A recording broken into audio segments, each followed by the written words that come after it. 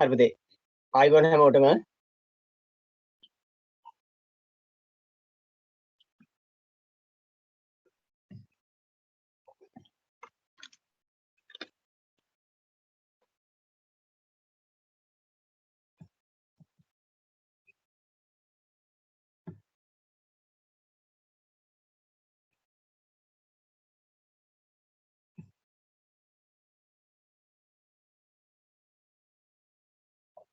අපි එදා කතා කරලා නැති අන්තිමට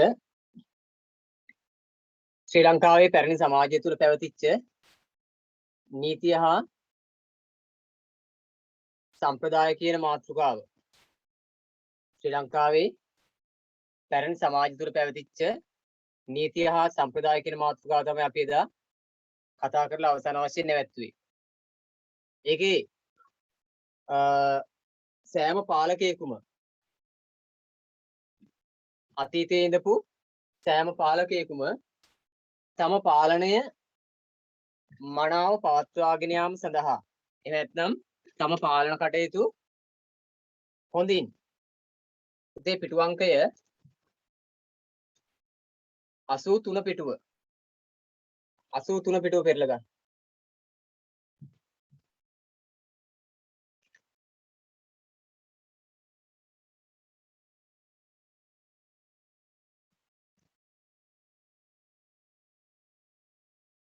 83 පිටුව.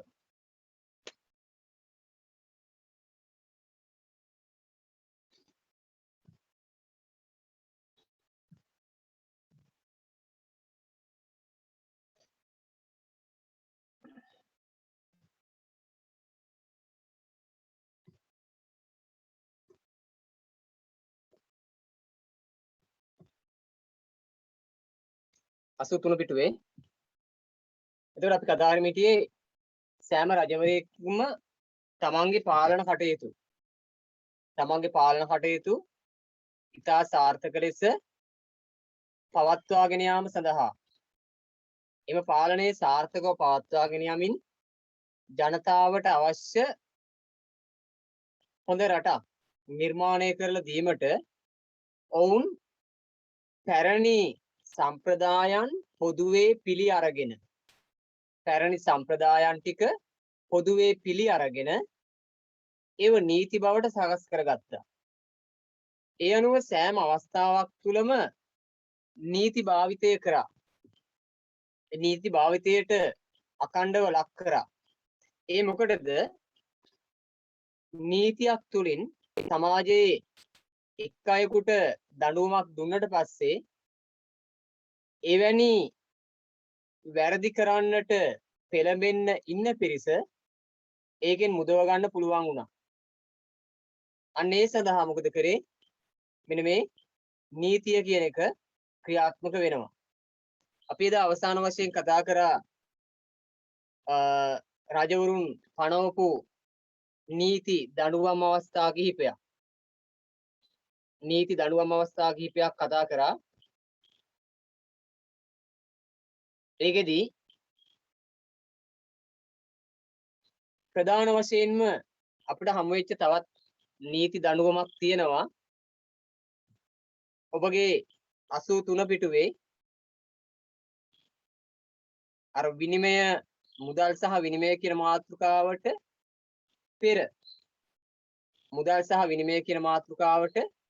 පෙර තව චුට්ටක් අපිට කතා කරන්න ඉතුරුණා. එතකොට එදා රජවරුන්ගේ සමාජය තුල රටේ පාලනය පවත්වාගෙන යනකොට ඔවුන්ට ගැටලුකාරී තත්ත්වයක් නැති වෙච්ච අවස්ථාවක් තමයි තවත් ප්‍රධාන අවස්ථාවක් බවට පත් වුණා අපරාධ කටයුතු සම්බන්ධයෙන් දැඩි නීති ක්‍රියාත්මක වෙනවා. දැන් අපේ රටේ දැනටත් අපරාධ කටයුතු සම්බන්ධයෙන් විවිධ නීති ක්‍රියාත්මක වෙනවා. ඒ අධිකරණය මගින් දෙන දඬුවම්. එදා අධිකරණයක් වෙනුවට රජතුමා එවැනි වැරදි කරාට පස්සේ දෙන දඬුවම් වෙන් කරලා තිබුණා. ඒ වෙන් කරපු එක අවස්ථාවක් තමයි සුවිශේෂී අවස්ථාවක් තමයි රජවරුන්ගේ කාල පරිච්ඡේදයේ කිසියම් කෙනෙක් සමාජයේ සොරකම් කළා නම්, දීපර පැහැර ගැනීමක් කරා නම්, සතුන් සොරකම් කරා නම්, ඒ වගේ වයිදී පිටු අංකය 83 බෝඩ් එකේ ලියලා තියෙනවා. පිටු අංකය 83 පිටුව පෙරලා ගන්න.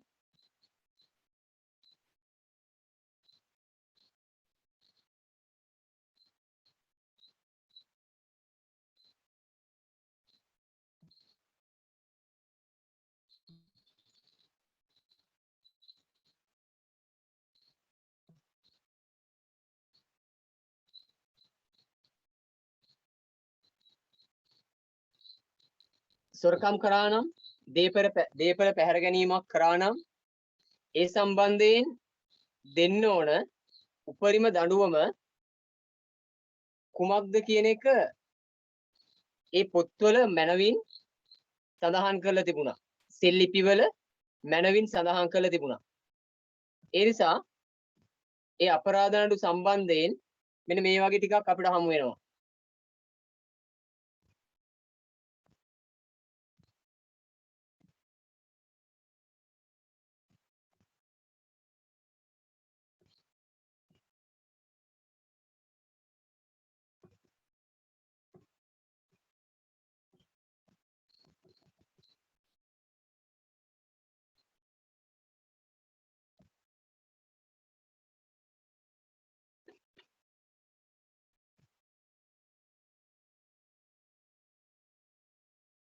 ඒකේ පළවෙනි එක තියෙනවා එචේද විස්තර කරලා තියෙන පුතේ. මිනීමැරුම් කවුරු හරි සිදු කරා නම්, පුද්ගල ඝාතනයක් කිසියම් පුද්ගලයෙක් සිදු කළා නම්, ඔහු එල්ලා මැරීමේ දඬුවම නීතිය ක්‍රියාත්මක කරා.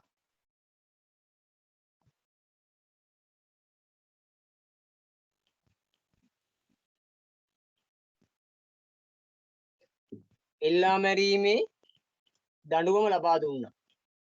කිසියම් පුද්ගලයෙක් පුද්ගල ඝාතනයක් සිදු කරා නම්, ඔහුද එවැනි දඬුවමකට ලක් කරා. ඝාතනයක් කරා නම් එයාටත් සිදුුනේ අවසාන මොහොතේ ඒ වගේම ජීවිතය අවසන් කරගන්න. අපි කිව්වා එල්ලා මැරීමේ දඬුවම. දැන් අපේ රටේ මරණ දඬුවමට ලක් වෙච්ච බොහෝ පිරිසක් ඉන්නවා. ඒත් තව මේක ක්‍රියාත්මක කිරීම පිළිබඳ ගැටලු තියෙනවා. ඒකට හේතුව පුද්ගලයෙකු එල්ලා මැරීමේ කාර්යයේදී ජාත්‍යන්තර වශයෙන් ඒ වගේම ආගමික වශයෙන් සදාචාර සම්පන්න බව ගැන අවධානය යොමු කරනවා. ඒක නිසා තමයි මරණීය දඬුවමට ලක් වූ අය වශයෙන් බොහෝ පිරිසක් රක්ෂිත බන්ධනාගාරගතව එහෙම නැත්නම් ඒ සිරමැදිරිවල වාසය කරනවා. මරණ දඬුවමට ලක් කරාට පස්සේ එතනින් මරලා අවසන් කරන්නේ නැතිව තවදුරටත් තියාගෙන ඉන්නේ රටේ තියෙන ආගමික සංකල්ප, ජාත්‍යන්තර වශයෙන් තියෙන ගැටලු හේතු කොටගෙන තමයි ඒවා තවදුරටත් ඒ පුද්ගලයෝ ටික ආරක්ෂා වෙන්නේ. එදා රජතුමාගේ කාලේ නම් එමෙ ජාත්‍යන්තර සම්බන්ධව මොනවත්ම නැහැ. රජතුමාගේ නීතිය හරියටම ක්‍රියාත්මක කරා.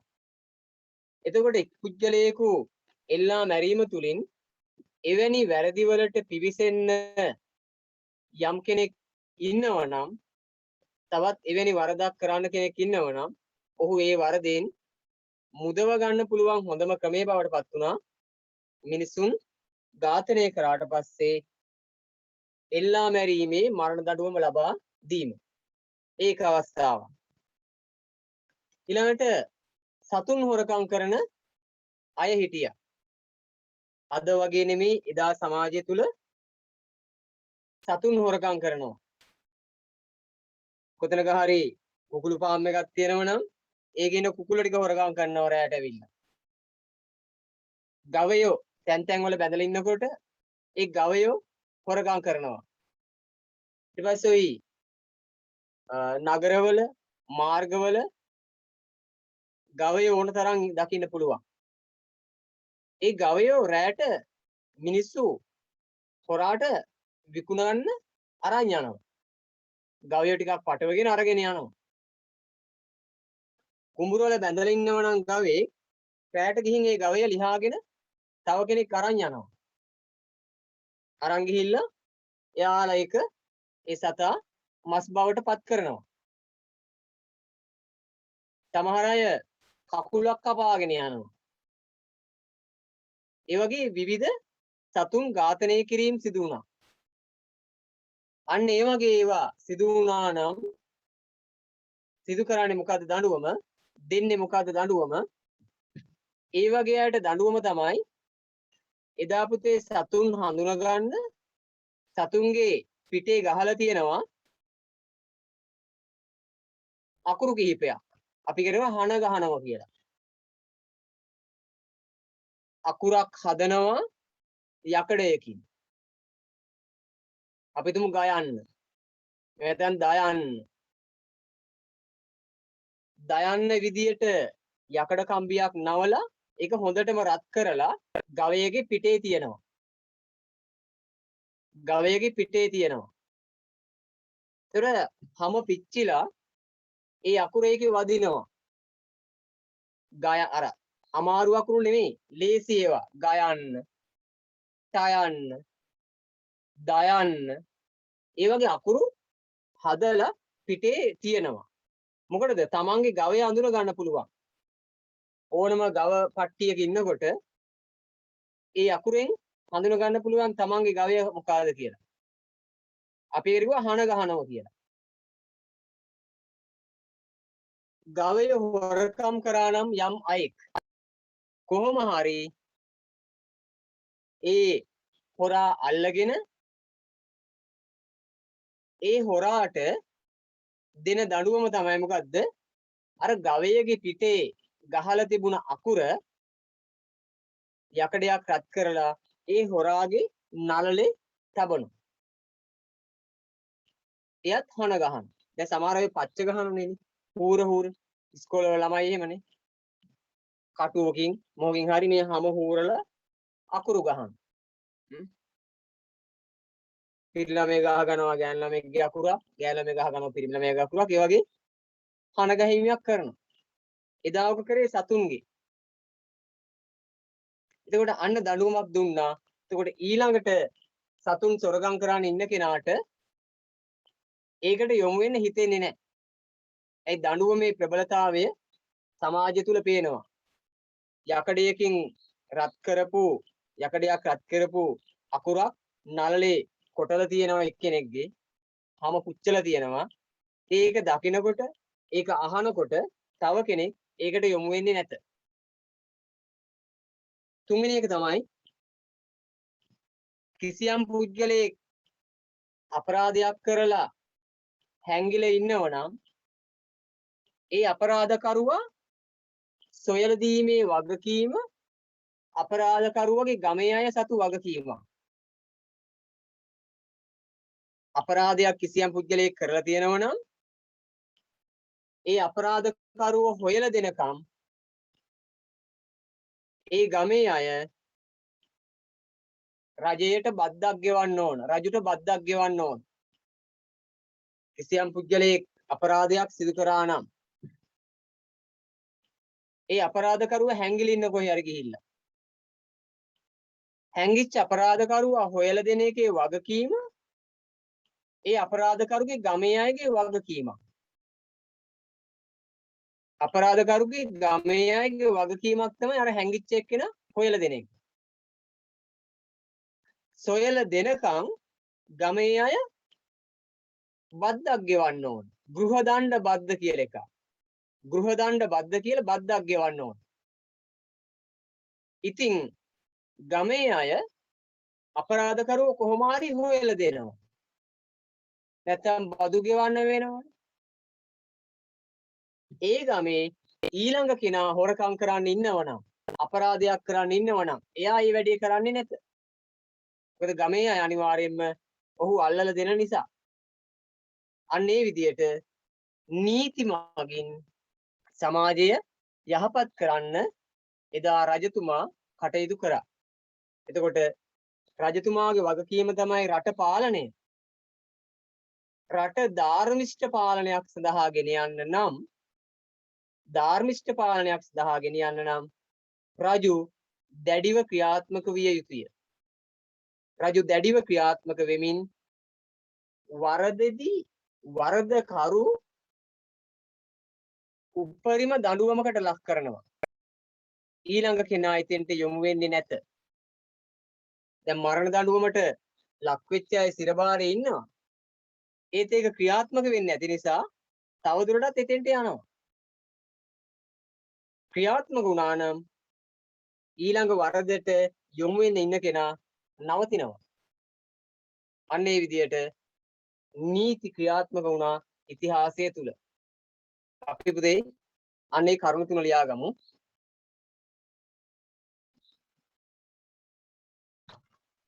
අද දිනේ දාලා අලුත් රූලකින් ලියන්න. අද පන්තියට සම්බන්ධ වෙච්ච දරුවෝ මේ මුල ටිකේ නෝට් සම්පූර්ණ කරගන්න ඕන කොහොම හරි. අපි දැන් මේ නීතිය හා සම්ප්‍රදාය කියන මාතෘකාවේ අවසාන කොටස කතා කරන්නේ. හරිනේ? නීතිය හා සම්ප්‍රදාය කියන මාතෘකාවේ අවසාන කොටස 83 පිටුවේ ඒ අවසාන කොටස තියෙන. ඒ ටික කතා කරන්නේ. ඊට පස්සේ අර පන්තිය පටන් ගන්නකොට ඉඳලා ඉවර කරනකන් ඉන්නේ නැතුව යන අය ඉන්නවනේ. පටන් ගන්නකොට ඉන්නවා. ඉවර කරනකොට ගොඩක් අය යනවා. පැයක් විතර යනකොට පැය එකමාරක් විතර යනකොට ටික ටික අයින් වෙනවා ගෲප් එකෙන්. එහෙම වුණාට පස්සේ ලබන සතියේ පාඩමට ආවට පස්සේ තේරෙන්නේ නැහැ. ඇයි? මේකේ අවසානයේ ලබන සතියේ ආරම්භයත් එක්ක සම්බන්ධයි. ඒ නිසා කොහොම හරි කට් වෙවි හරි පන්තිය ඔබ අවසන් කරගන්න එපා. මං අවසන් කරනකන් ඉන්න. සමහර අය මොකද කරන්නේ? ටිකක් වෙලා ඉන්නවා අතෑරලා දාලා යනවා. මොකද අපිට සර් වෙන පන්තියක් තියෙනවා අපි ඒකට යනවා. ඒතර මේකත් නැහැ ඒකත් නැහැ.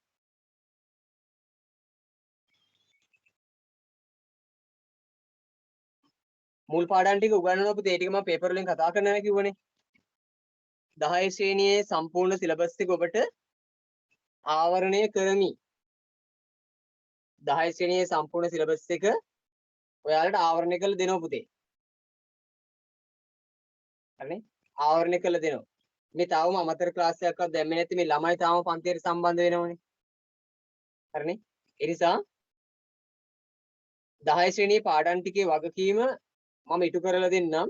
අවසාන 10 ශ්‍රේණිය අවසන් කරන තේ රැඳී ඉන්න දරුවන්ට. හරි? 10 ශ්‍රේණිය අවසන් කරන දරුවන්ට 10 ශ්‍රේණියේ පාඩම් ටික ඔක්කොම කවර් වෙනවා. අද ඇවිල්ලා හෙට නෑ. ආයි ලබන මාසේ මුල එනවා. අන්න එහෙම වුණොත් මේ පාඩම් තේරෙන්නේ නැහැ. එහෙම වුණොත් වෙන්නේ තවත් ඉතිහාසයේ පොතක කරුණු ටිකක් ලිව්ව විතරයි. right. අලුත් රූලකින් ලියාගමු. අලුත් රූලකින් ලියා ගන්න.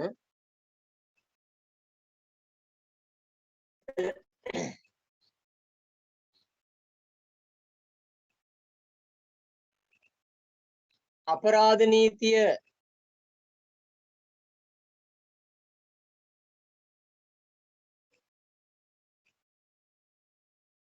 දැන් මැසේජ් එකක් ආව සම්පූර්ණයෙන් නොමිලද කියලා අහලා තියෙනවා. සම්පූර්ණයෙන් නොමිලද කියලා අහලා තියෙනවා. උගන්වන්නේ මුදලට නෙමෙයි ඒ උගන්වන කරුණු ටික මුදලින් වටිනකමක් 탁සේරු කරන්න බෑ ඔබට. උගන්වනවා ඒ වගේම උගන්වන ඔබ ඉගෙන ගන්න ඔබ ඉගෙන ගැනීම වෙනුවෙන් යුතුයකමක් ඉෂ්ට කරන්න ඕන. ඒ නිසා තමයි අකුරු ඇකඩමියෙන් ඔබට මේ මුල් මේ සංචරණ සීමා ප්‍රශ්න නිසා නිදහස දීලා තියෙනවා. ඊට පස්සේ මුදල් ගෙවීම කරන ආකාරය ඔබට කියාවි. ඒක අසාමාන්‍ය පන්ති ගාස්තුවක් නෙවෙයි මම හිතන්නේ. ඔබට සහනදායි විදියට ඒ අදාළ පන්ති ගාස්තු ගෙවන්න තියෙනවා. ඔබ දන්නවා ඇති ඔබගේ නංගිල මාලිලා ශිෂ්‍යත්ව ඉගෙන ගන්නකොට නංගිල මාලිලාගේ ශිෂ්‍යත්ව පන්තියක ගාස්තුව රුපියල් 1000ක් 1500ක් විතර වෙනවා. එක මාසෙක ශිෂ්‍යත්ව පන්ති ගාස්තුව 1000ක් 1500ක් විතර වෙනවා.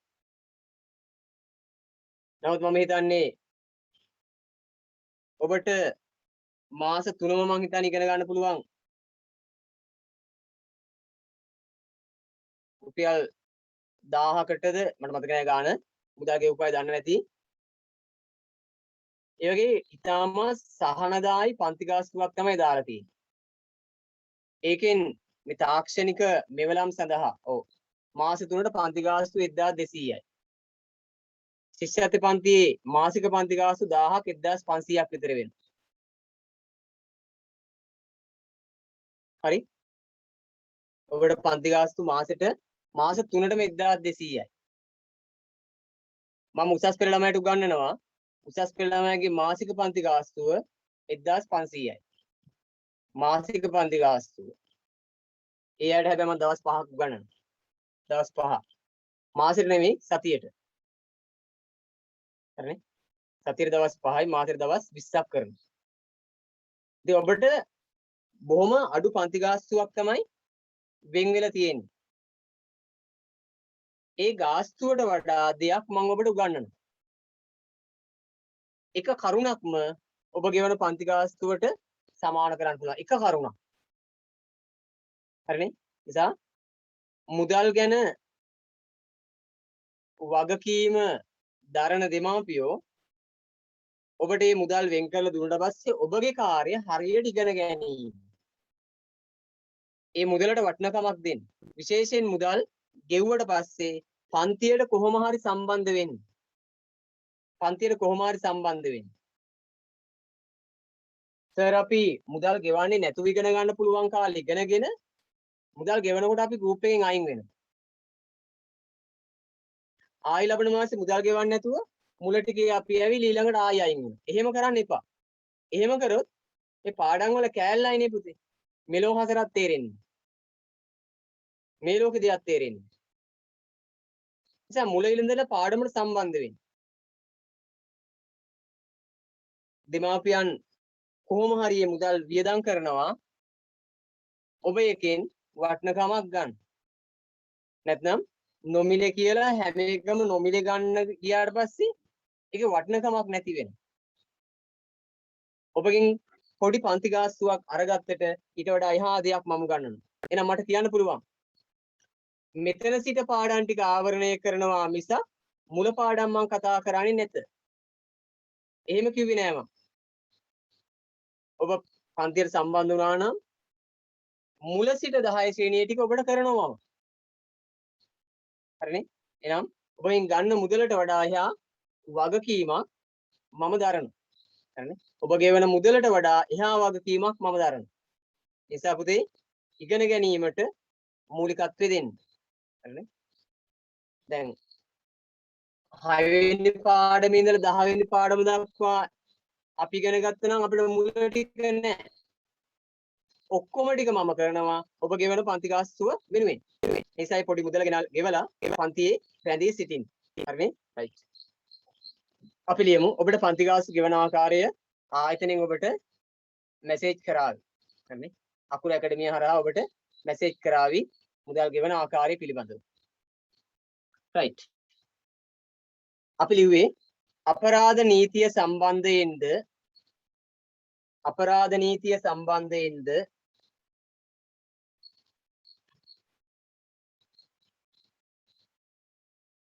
අපරාධ නීතිය සම්බන්ධයෙන්ද රජවරුන් අපරාධ නීතිය සම්බන්ධයෙන්ද රජවරුන්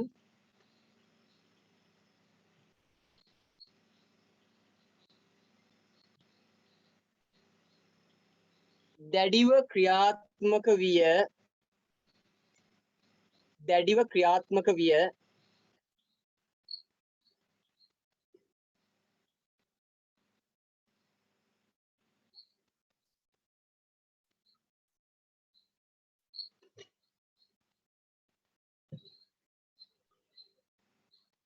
ඒ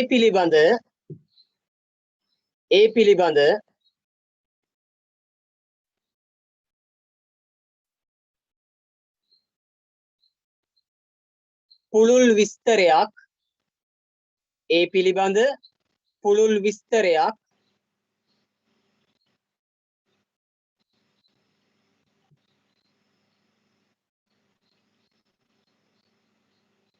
පුළුල් විස්තරයක්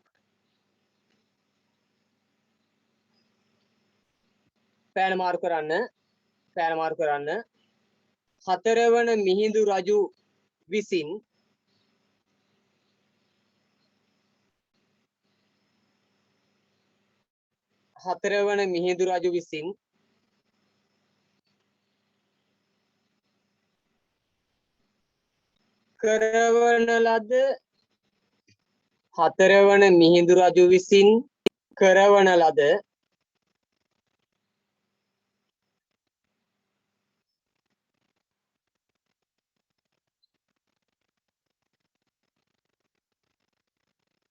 විසින් කරවන ලද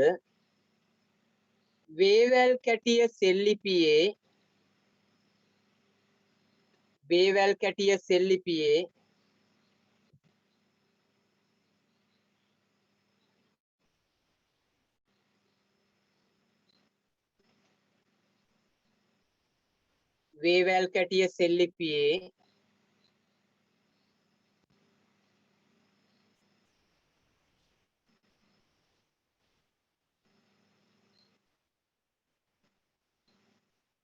සාමාන්‍ය පෑනට ගන්න දක්වා ඇත. වේවැල් කැටිය සෙල්ලිපියේ දක්වා ඇත.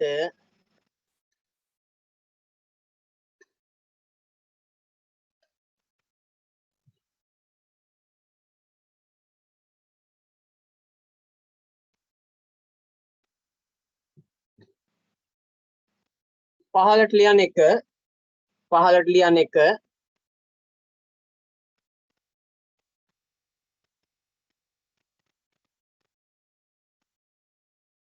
එක මිනීමැරුම් සිදු කරන්නන් එහෙම නැත්නම් පුද්ගල ඝාතන මිනීමැරුම්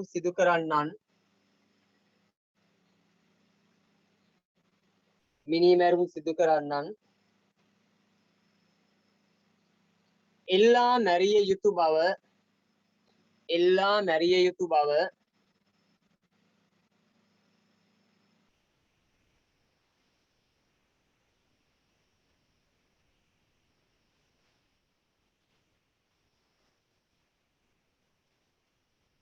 එල්ලා මැරිය යුතු බව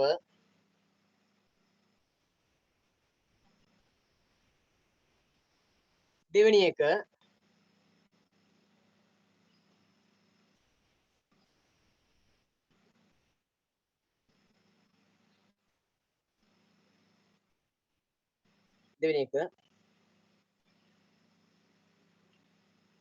හරකුන් සොරාගත් අයෙකු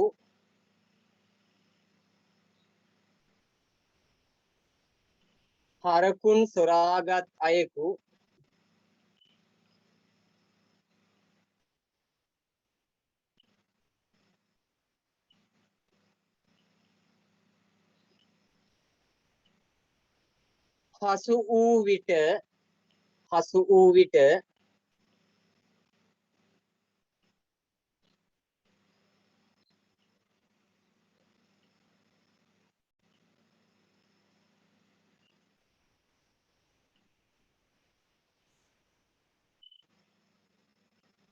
එම හරකාගේ ශරීරය තුළ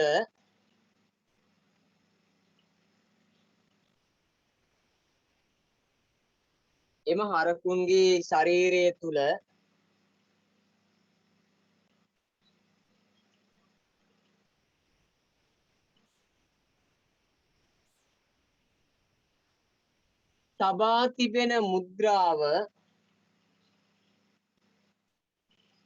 තබා තිබෙන මුද්‍රාව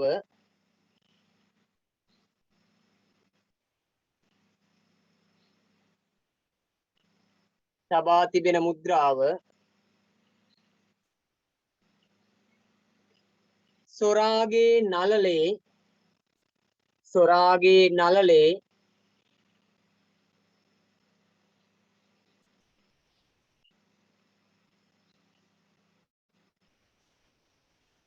සොරාගේ නළලේ තැබිය යුතු බව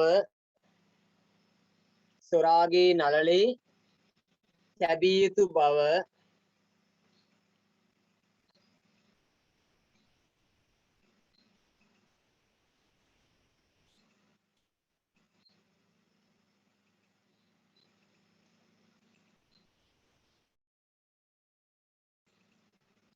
තුන්වෙනි එක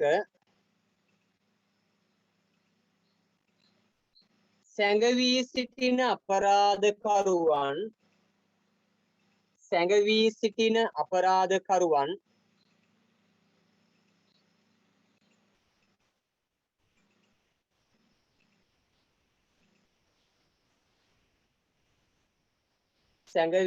අපරාධකරුවන්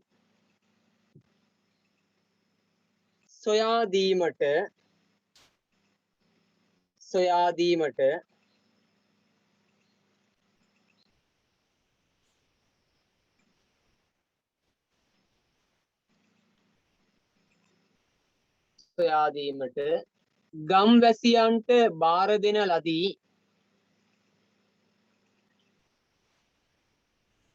ගම්වැසියන්ට බාර දෙන ලදී.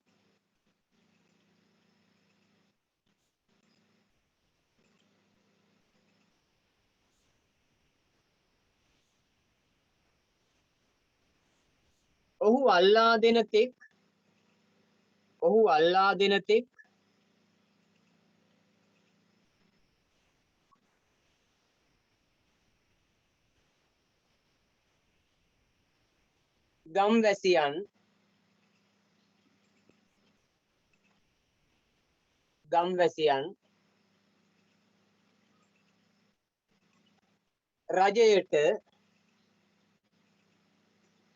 ගම්වැසියන් රජයට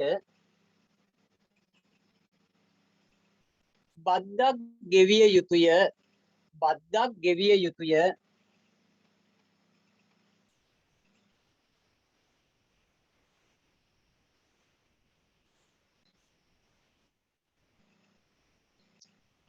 එය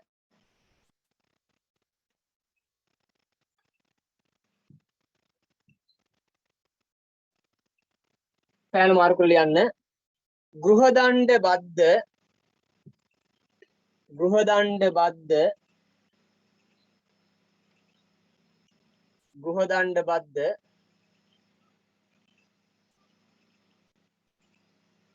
සාමාන්‍ය පෑනෙන් ලෙස හඳුන්වයි.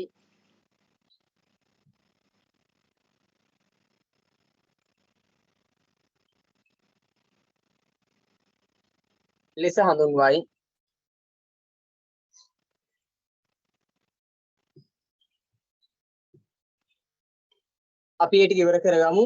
අලුත් රූලකින් ඡේදයක් වශයෙන් ලියන්න.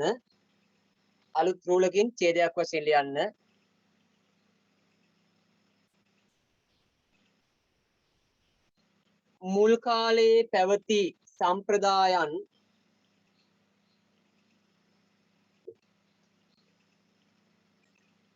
කාලයේ පැවති සම්ප්‍රදායන්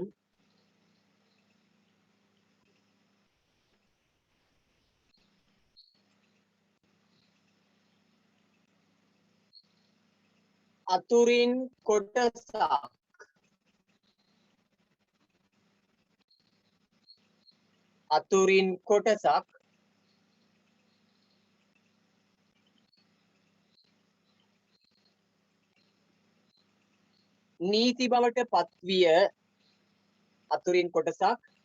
නීති බවට පත්විය.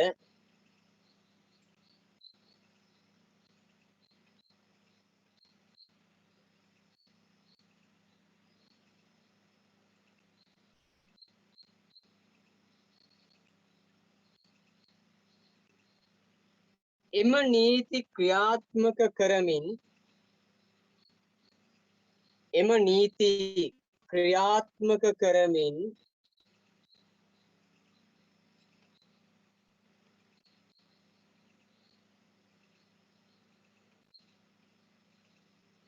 එම නීති ක්‍රියාත්මක කරමින්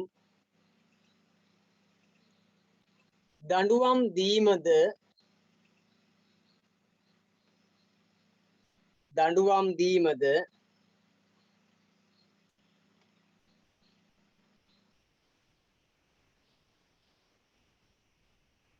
සිදුවිය දඬුවම් දීමද සිදුවිය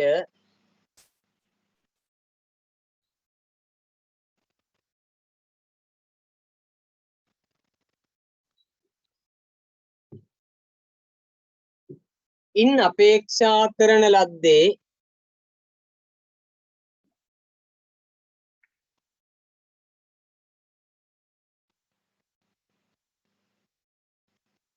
ඉන් අපේක්ෂා කරන ලද්දේ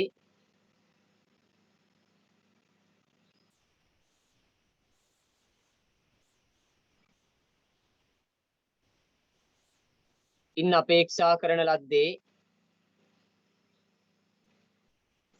සමාජයේ වෙසෙන ජනයා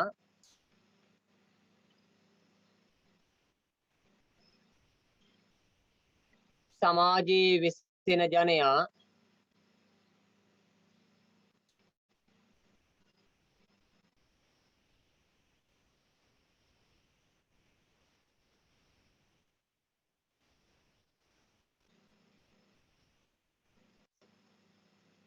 වරදින් මුදවාගෙන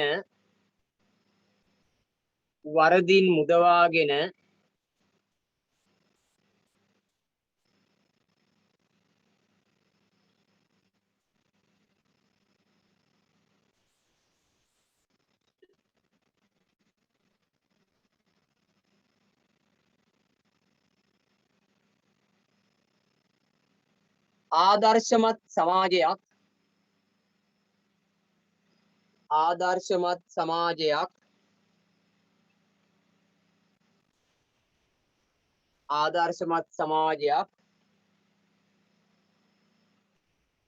ගොඩනගා ගැනීමයි ආදර්ශමත් සමාජයක් ගොඩනගා ගැනීමයි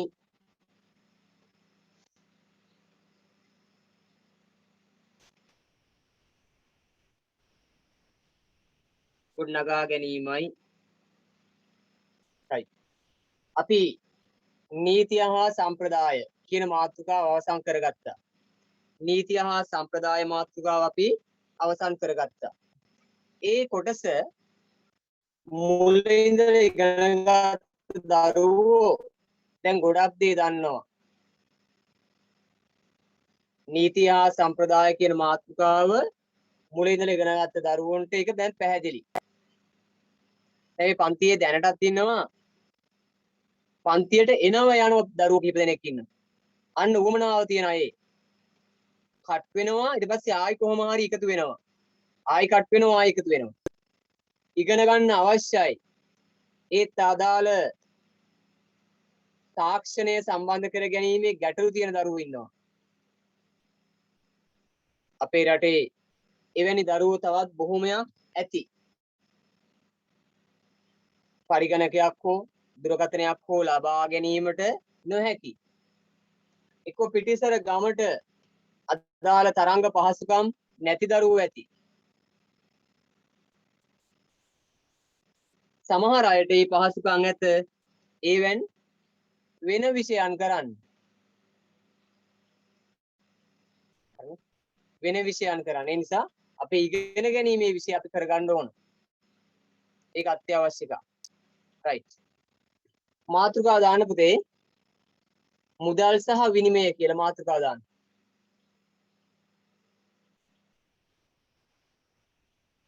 මාතෘකාව දාන්න මුදල් සහ විනිමය.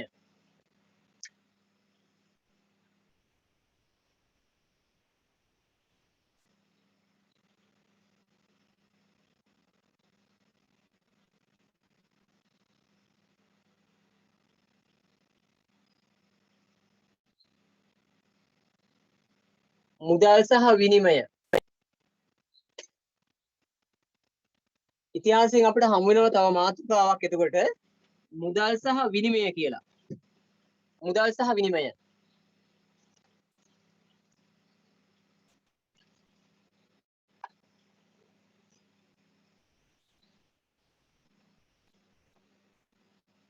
මුදල් සහ විනිමය. අතීතයේ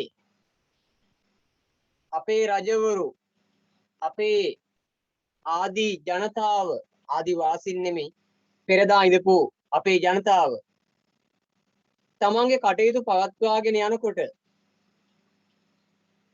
මුලින්ම මුදල් කියන එකක් භාවිතා කරේ නැහැ. මුලදී මුදල් උවමනා වුණේ නැත. මුලදී මුදල් අවශ්‍ය වුණේ නැත. එදා තිබුණේ අර භාණ්ඩ හුවමාරුවක්. අපි කියවා ස්වයං පෝෂිත ආර්ථිකයක් තිබුණා. පස්සේ කාලේ හුවමාරු වෙන්න දේවල් සඳහා වටිනකමක් තක්සේරු කරා. වටිනකමක් තක්සේරු කරගත්තා. දැන් මුදල් කියලා අපි කාසි ටිකක් නෝට්ටු ටිකක් භාවිතා කරනවා. කාසි ටිකක් නෝට්ටු ටිකක් අපි භාවිතා කරනවා. එතකොට දැන් ඔබගේ 10 ශ්‍රේණියේ පොත ගත්තට පස්සේ මේ 10 ශ්‍රේණියේ පොත ගත්තට පස්සේ මේකේ තියෙනවා පිටු 138ක්. 138ක් තියෙනවා. එතකොට අපි ගමු රුපියල් 100 කොළ මේකෙන් කීයක් කපන්න පුළුවන්ද? මේ පොතෙන් අපිට රුපියල් 100 කොළ කීයක් කපන්න පුළුවන්ද? හැබැයි ඒක වැඩක් නෑ. ඇයි? ඒ රුපියල් 100 නෝට්ටුවේ දාලා තියෙනවා ඒකේ වටිනාකමක්. පිළිගත්ත වටිනාකමක්. අපි කඩේට ගිහින් මේ පොත දෙනවා මුදලාලි රුපියල් 100ට වඩා මේකේ කොළය විශාලයි. රුපියල් 100ට වඩා මේකේ එක කොළයයි මේකේ කොළ ගොඩක් තියෙනවා.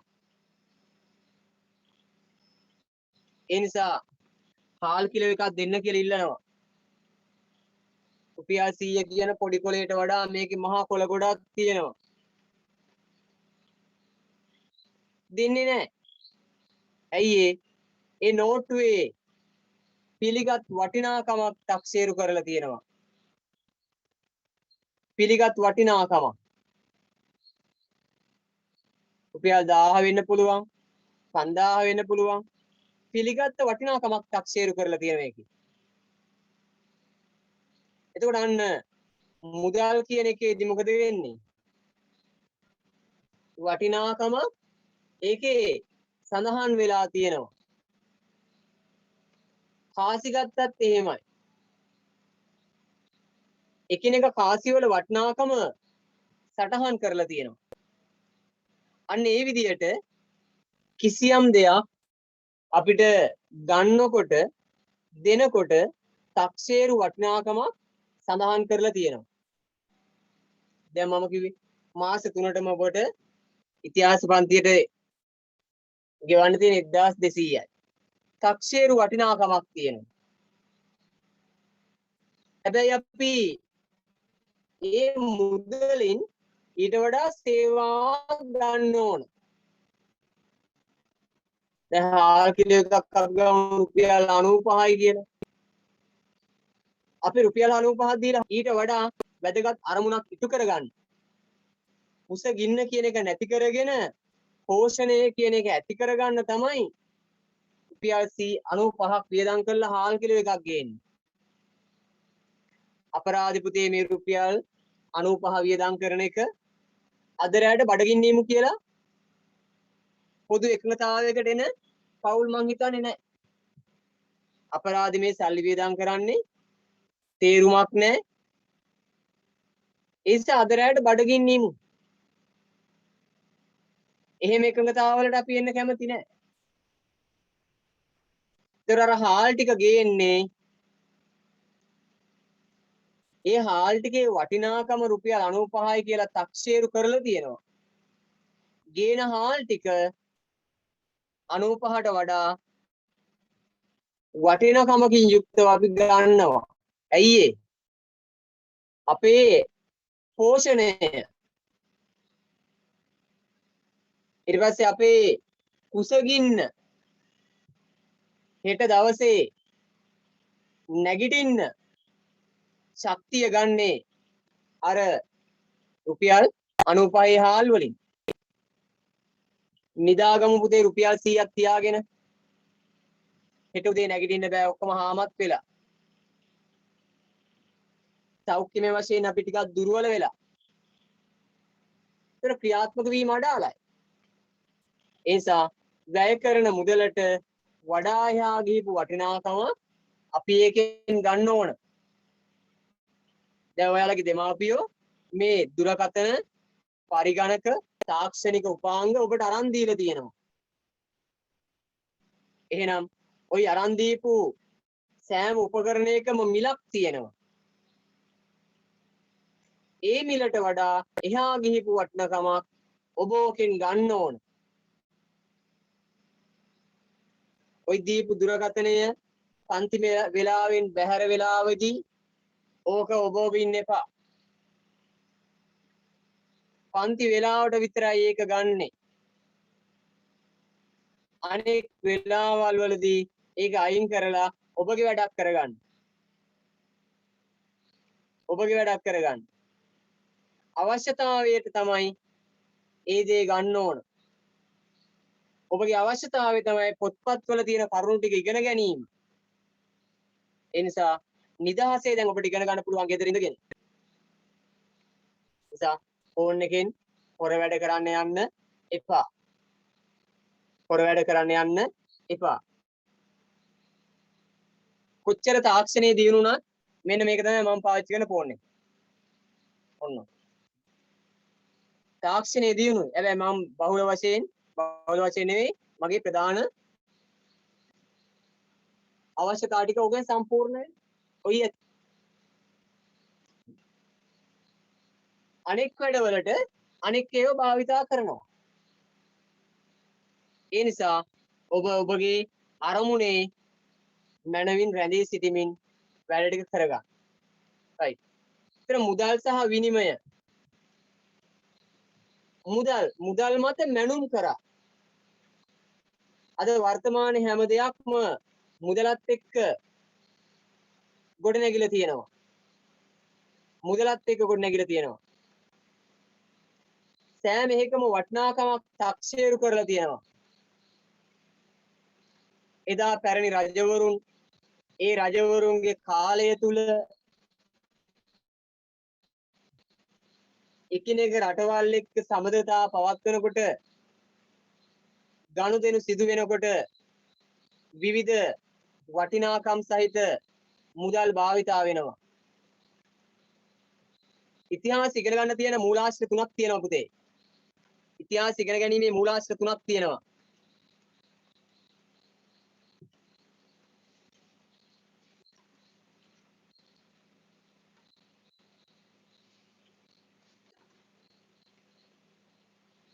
ඒකෙන් ඔබට අහුණා පිටු අංක 4 තියෙනවා කාසි පිළිබඳ මූලාශ්‍රයක්. කාසි පිළිබඳ මූලාශ්‍රයක් පිටු අංක 4.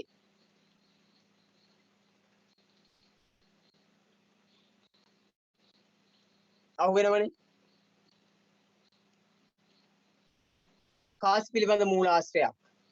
නානක විද්‍යාව කියලා අපි කියනවා. කාසි පිළිබඳ මූලාශ්‍රයක්. එතකොට ඉතිහාසය තුල කාසි භාවිතා කරා. එහෙනම් වෙළඳ ගනුදෙනු සිදු වෙලා තියෙනවා. කාසි භාවිතා වුණා නම් වෙළඳ ගනුදෙනු සිදු වී ඇත. බොහෝ කාර්යයන්වලදී තක්සේරු වටිනාකමක් තමයි කාසියෙන් කරේ. යකඩ වලින්, තඹ වලින්, රන් වලින්, රිදී වලින් විවිධ කාසි වර්ග නිපදවා ගත්තා. විවිධ කාසි වර්ග නිපදවා ගත්තා. මුලින්ම මැටියෙන් කාසි හැදුවා. දැන් එහෙම කාසි හදන්න පුළුවන් නම් නේ ඕන තරම් මැටි තියෙනවනේ නේ. දැනුත් අපිට මැටියෙන් කාසි හදලා වෙළඳ පොලේ භාවිතා කරන්න පුළුවන් නම් ඕන තරම් ලංකාවේ මැටි තියෙනුනේ නේ. මැටි මැටි වැඩ කරන පිරිස් බොහොමයක් ඉන්නවනේ අර පාර්ලිමේන්තුව පැත්තේ නේ. ඒවෙන් ගන්න පුළුවන් ඕන. එතකොට මැටි ලබාගෙන කාසි ඉපදෙව්වා. රත්රන් ලබාගෙන තඹ ලබාගෙන යකඩ ලබාගෙන රිදී ලබාගෙන මෙවැන් කාසි වර්ග නිපදෙව්වා. විදේශ රටවල් අතීතයේ අපේ රටත් එක්ක සම්බන්ධතා පැවැත්තුවා. චීනය අද වගේ මෙදත් සම්බන්ධතා පැවැත්තුවා. අද චීනය අය මේ හැම එකටම එනවනේ. එදා චීනෙත් එක්ක සම්බන්ධතා පැවැත්තුවා. බුරුමයත් එක්ක, තායිලන්තයත් එක්ක, ඉන්දියාව සමග, අරාබි රටවල් සමග, ඉතාලිය සමග, ඉතාලිය දා කිව්වේ අපි රෝමය කියලා. ඉතාලිය අගනුවර තමයි රෝමය. රෝමය සමග සම්බන්ධතා පැවැත්තුවා. රෝම කාසි කියන්නේ මේ ඉතාලිය කියන රටෙන් ගෙන ආපුවා. එතකොට ඒව යුරෝපා රටවල්. යුරෝපයත් එක්ක මැද පෙරදිග රටවල් එක්ක ඒ කියන්නේ අරාබි රටවල් අරාබි කාසි තිබුණා. ඊට පස්සේ චීනය, බුරුමය, තායිලන්තය මේව පෙරදිග රටවල්. මේවත් එක්ක සම්බන්ධතා පැවැත්තුවා. වෙළඳ ගනුදෙනු, භාණ්ඩ හුවමාරුව මේවායිදී විවිධ වර්ගයේ කාසි භාවිතා කරලා තියෙනවා. කාසි ලංකාවේ තියෙනවා කියන්නේ ලංකාවේ තාක්ෂණයේ තිබිලා තියෙනවා. පැරණන් සතු තාක්ෂණයක් එක තමයි කාසි ගොඩනගන්නේ. තාක්ෂණය නැත්නම් කාසි හදන්න බෑනේ. එහෙනම් පැරණන් තාක්ෂණය උපරිමයෙන් භාවිතා කරලා කාසි නිපදවා ගැනීමට යොමු වෙනවා. කාසි නිපදවා ගැනීමට යොමු වෙනවා. වෙළඳ ගනුදෙනු වල අවශ්‍යතාවය සඳහා ඒ කාසි භාවිතා කරා. පැරණි වරායවල් ගාව නැව් යාත්‍රා කරනකොට ඒවෙන් බදු වශයෙන් ගන්නේ මේ කාසි. ඒ වගේ වෙළඳ ගනුදෙනු හොඳට සිදු වෙච්ච වරායක් තමයි අම්බලන්තොට තියෙන ගොඩවාය වරාය. අම්බලන්තොට ප්‍රදේශයේ තියෙන දකුණු පළාතේ අම්බලන්තොට ප්‍රදේශයේ තියෙන ගොඩවාය වරාය. අතීතයේ වෙළඳ ගනුදෙනු සිදු වෙච්ච හොඳ වරායක්. ඒකට ඒවයි මේ කාසි භාවිතය පිළිබඳ සඳහන් වෙනවා. අපිට ගොඩක් සාක්ෂි හමු වෙන්නේ සෙල්ලිපි ආශ්‍රිත මූලාශ්‍ර වලින්. සෙල්ලිපි ආශ්‍රිත මූලාශ්‍ර වලින් තමයි මේ වගේ කරුණු කිහිපයක් අපිට හොයාගන්න පුළුවන් වෙන්නේ. එකිනෙක රජවරුන්ගේ අභිමතය පරිදි කාසි නිපදෙව්වා. මහා විජයබාහු රජතුමා විසින් රන් කාසියක් නිපදෙව්වා. මහා විජයබාහු රජුගේ රන් කාසිය, මහා පරාක්‍රම බාහු රජුගේ තඹ කාසිය. හරිනේ? ඒ වගේ කාසි බොහොමයක් එකිනෙක රජවරුන්ගේ අභිමතය පරිදි නිපදවන්න කටයුතු කරා. ඒතර කාසි නිපදවීමෙන් එකක් පේනවා තාක්ෂණය. තව එකක් පේනවා ආර්ථිකය. ආර්ථිකය තිබිච්ච නිසා තමයි කාසි නිපදවල තියෙන්නේ. එහෙනම් පැරණි සමාජය තුල හොඳ වෙළඳ ආර්ථිකයක් තිබිලා තියෙනවා. පැරණි සමාජය තුල කාසි නිපදවීමට හොඳ තාක්ෂණයක් තිබිලා තියෙනවා. එහෙනම් මුදල් සහ විනිමය කියන එකෙන් අපිට ඉතිහාසයේ සාක්ෂි හමු වෙනවා. පැරණි සමාජය තුල තිබිච්ච සාක්ෂි හමු වෙනවා මුදල් විනිමය කියන ඒකකය තුලින්. තාක්ෂණික ඉතිහාසයක් හමු වෙනවා. ආර්ථික ඉතිහාසයක් හමු වෙනවා. මම දකුණු පළාතට කියලා අහලා තියෙනවා. ඔව්. හරි. මාතෘකාව ලියන්න පුතේ මුදල් සහ විනිමය කියලා. මුදල් සහ විනිමය.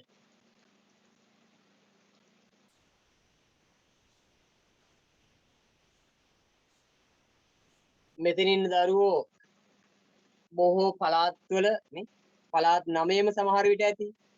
දිස්ත්‍රික්ක 25ම අය ඇති.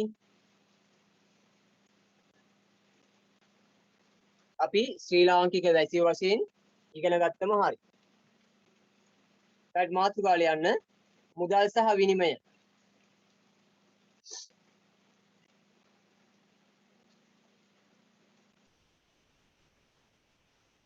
ඒ යටතේ ලියන්න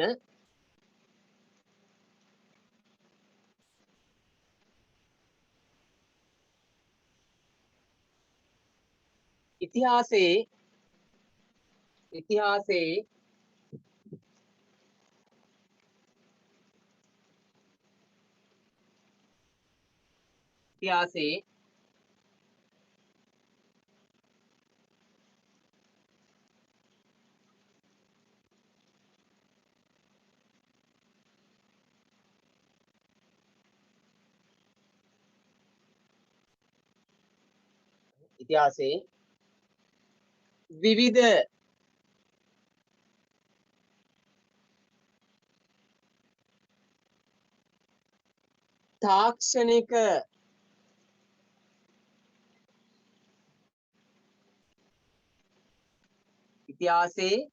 විවිධ තාක්ෂණික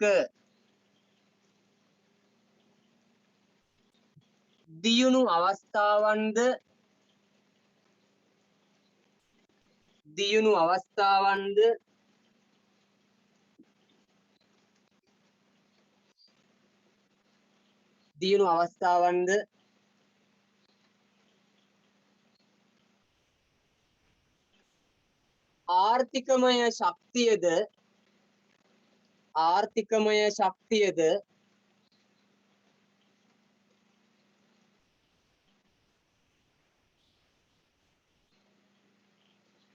ආර්ථිකමය ශක්තියද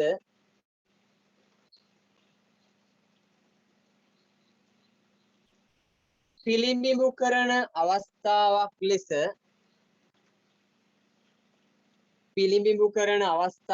ලෙස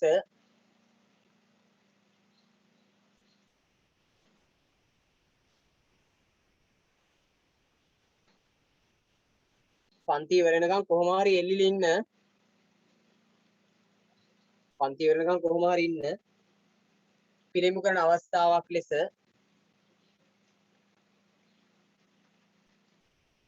මුදල් හා විනිමය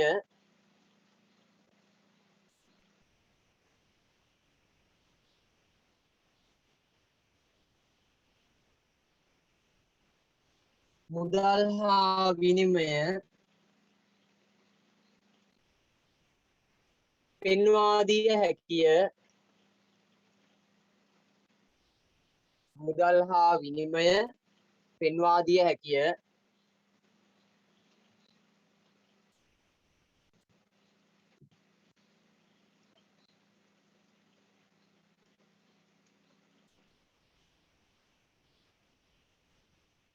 ආර්ථිකමය අරමුණකින්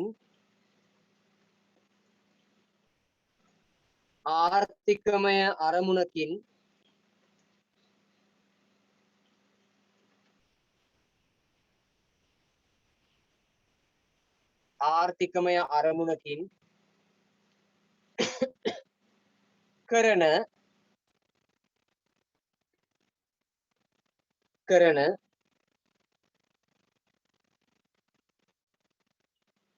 හුවමාරු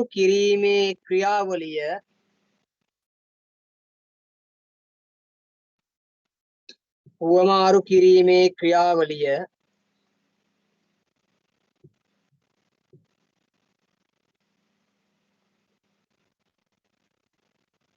විනිමය ලෙස හඳුන්වයි.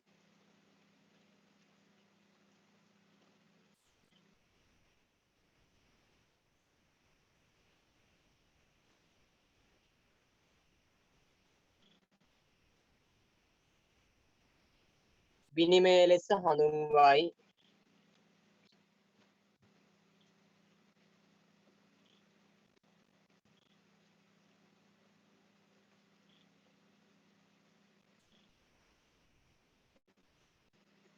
මුල් කාලයේ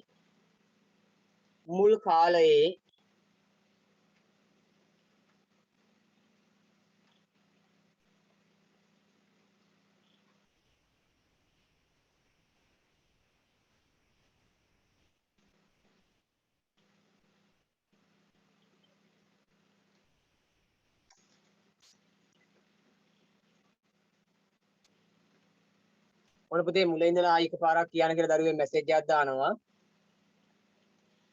ඔන්න මුල ඉඳලා කියනවා ආයි හොඳේ. මුල ඉඳලා කියන්න කියලා එක දරුවෙක් මැසේජ් එකක් එව්වා ආයි කියනවා. ආර්ථිකමය අරමුණකින්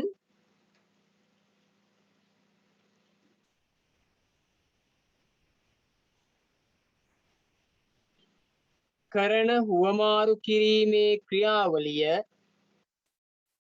ආර්ථිකමය අරමුණකින් කරන හුවමාරු කිරීමේ ක්‍රියාවලිය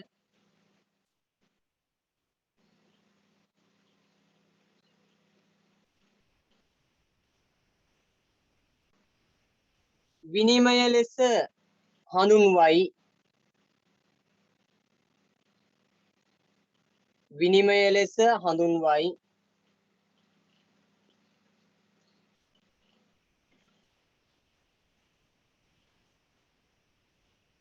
හඳුන්වයි. මුල් කාලයේ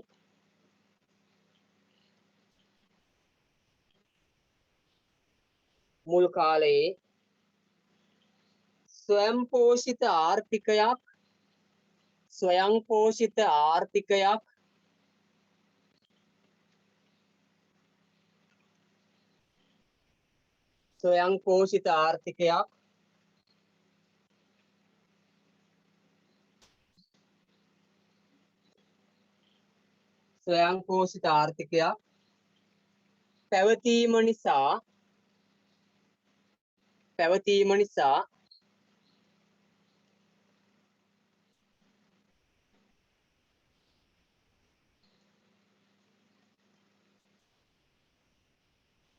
භාණ්ඩ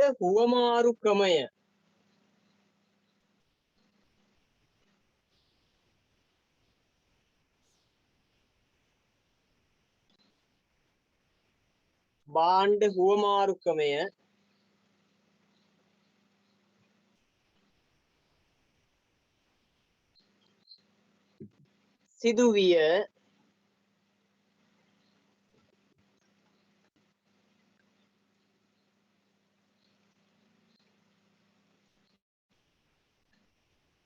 සිදුවිය.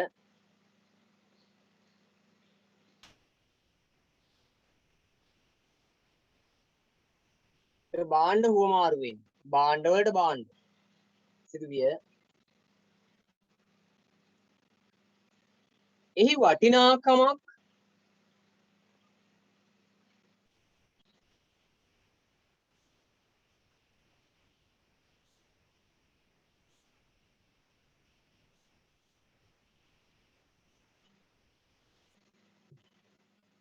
දේ මම මුලින්දලා කිව්වා ආයි කියන්න කියලා ආයි මැසේජ් එකක් එනවා. රෙකෝඩින් එකෙන් ගන්නකො පුතේ නේද? රෙකෝඩින් එක දානවනේ.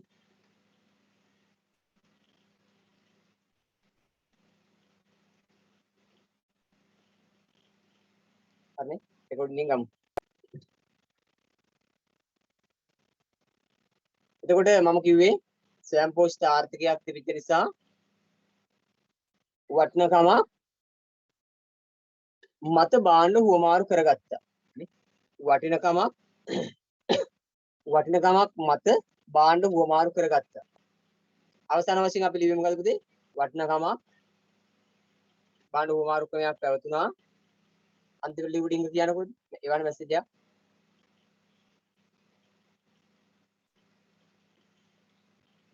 අන්තිම ලිව්ඩින්ග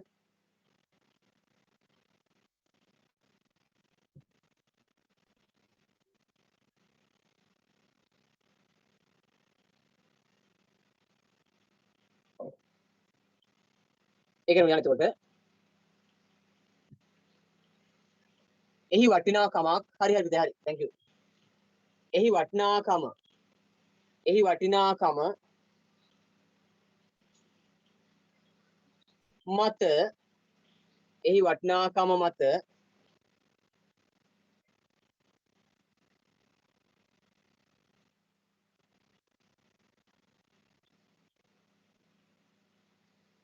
සිදු වූ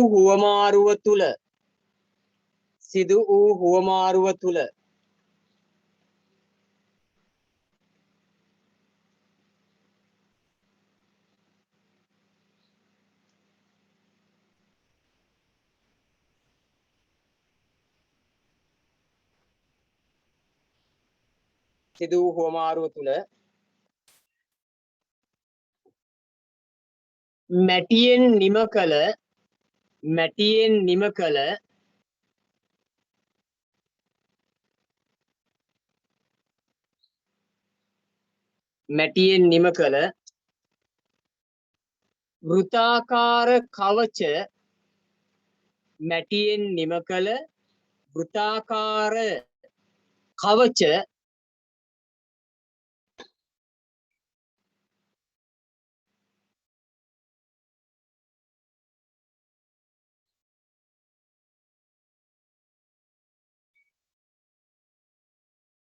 වෘත්තාකාර කවච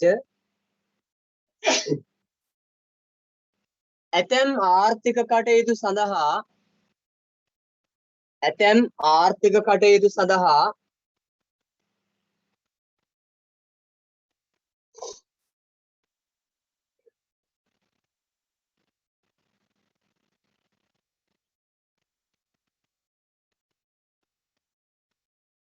භාවිතා කරන්නට ඇති බව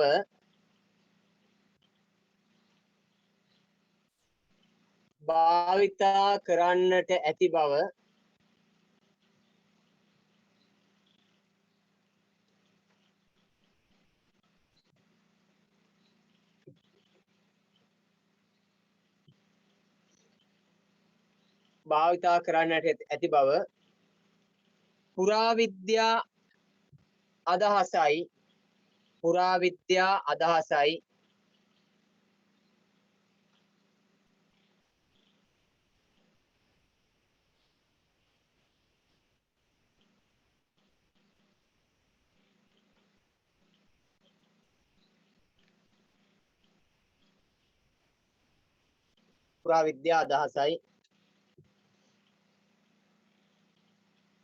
එතකොට පුරාවිද්‍යාත්මකව තමයි අපිට අහුවෙන්නේ. ඊට පස්සේ අපේ රටේ කාසි භාවිතා කරලා තියෙන්නේ අරක මැටියෙන්.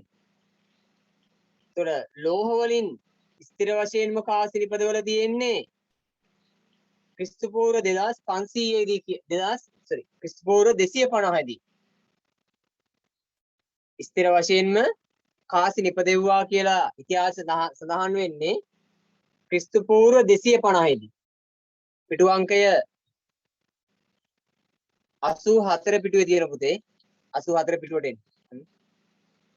ක්‍රිස්තු පූර්ව 250 දී තමයි අපේ රටේ කාසි භාවිතා කරලා කියන එක පුරාවිද්‍යා අදහස. ඒ කියන්නේ කිසියම් කැණීමක් කරනකොට ඒකෙන් හමුවන දේවල් වලින් තක්සේරු කරනවා මේකේ කාලය. පුරාවිද්‍යාත්මක කැණීමකින් හමුවන කිසියම් දෙයකින් කාල නිර්ණයක් තක්සේරු කරනවා. ඒතර පුරාවිද්‍යාත්මක අදහසට අනුව ක්‍රිස්තු පූර්ව 250 දී පමණ කාසි භාවිතා කළා කියන එක පිළිබඳ සඳහන් වෙනවා. එතකොට එදා ඉඳලා අද දක්වාම කාසි භාවිතා වෙනවා. මේ නෝට්ටු කියන එක මෑත කාලය තුල ඉස්සර කාසි බොහොමයක්. දැන් ඔයාලා සමහරට දැකලා තියෙද්ද නැහැ පුතේ. සතේ කාසියක් තිබුණා. සත පහේ කාසියක් තිබුණා. සත 10 කාසියක් තිබුණා. ඒ මට මතක තියෙන ඉතිහාසය ඊටත් එහා ඉතිහාසය තුල තව පොඩි කාසි වර්ග බොහොමයක් තියෙන්නේ නැති. අර පංචායුධය වගේ නිකන් තඹ කාසි කෑලි නේ. තඹ වලින් හදපු කාසි. චතුරාස්ත්‍ර වගේ ඒවා, වෘත වගේ ඒවා, විවිධ හැඩති කාසි වර්ග. එක්ක අකුරක් මොනවා හරි සංකේතයක් ඒවයි කොටල තිබුණේ, මුද්‍රණය කළ තිබුණේ. සතය, සත පහ, සත 10 ඒවා අර ඇලුමිනියම් එකෙන් වගේ හදලා තිබුණේ.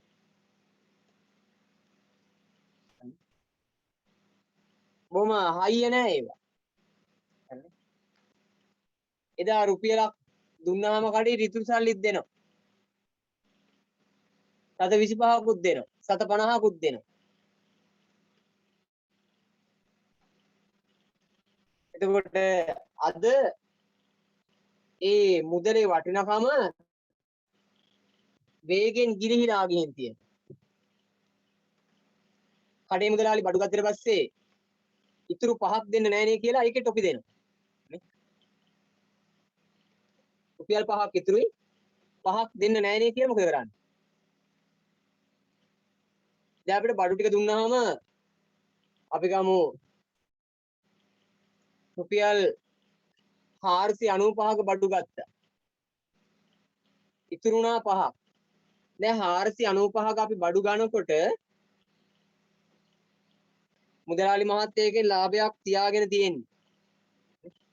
495ක බඩු ගත්තට පස්සේ මුදලාලි මහත්තයගෙන් ලාභයක් තියාගෙන තියෙන්නේ.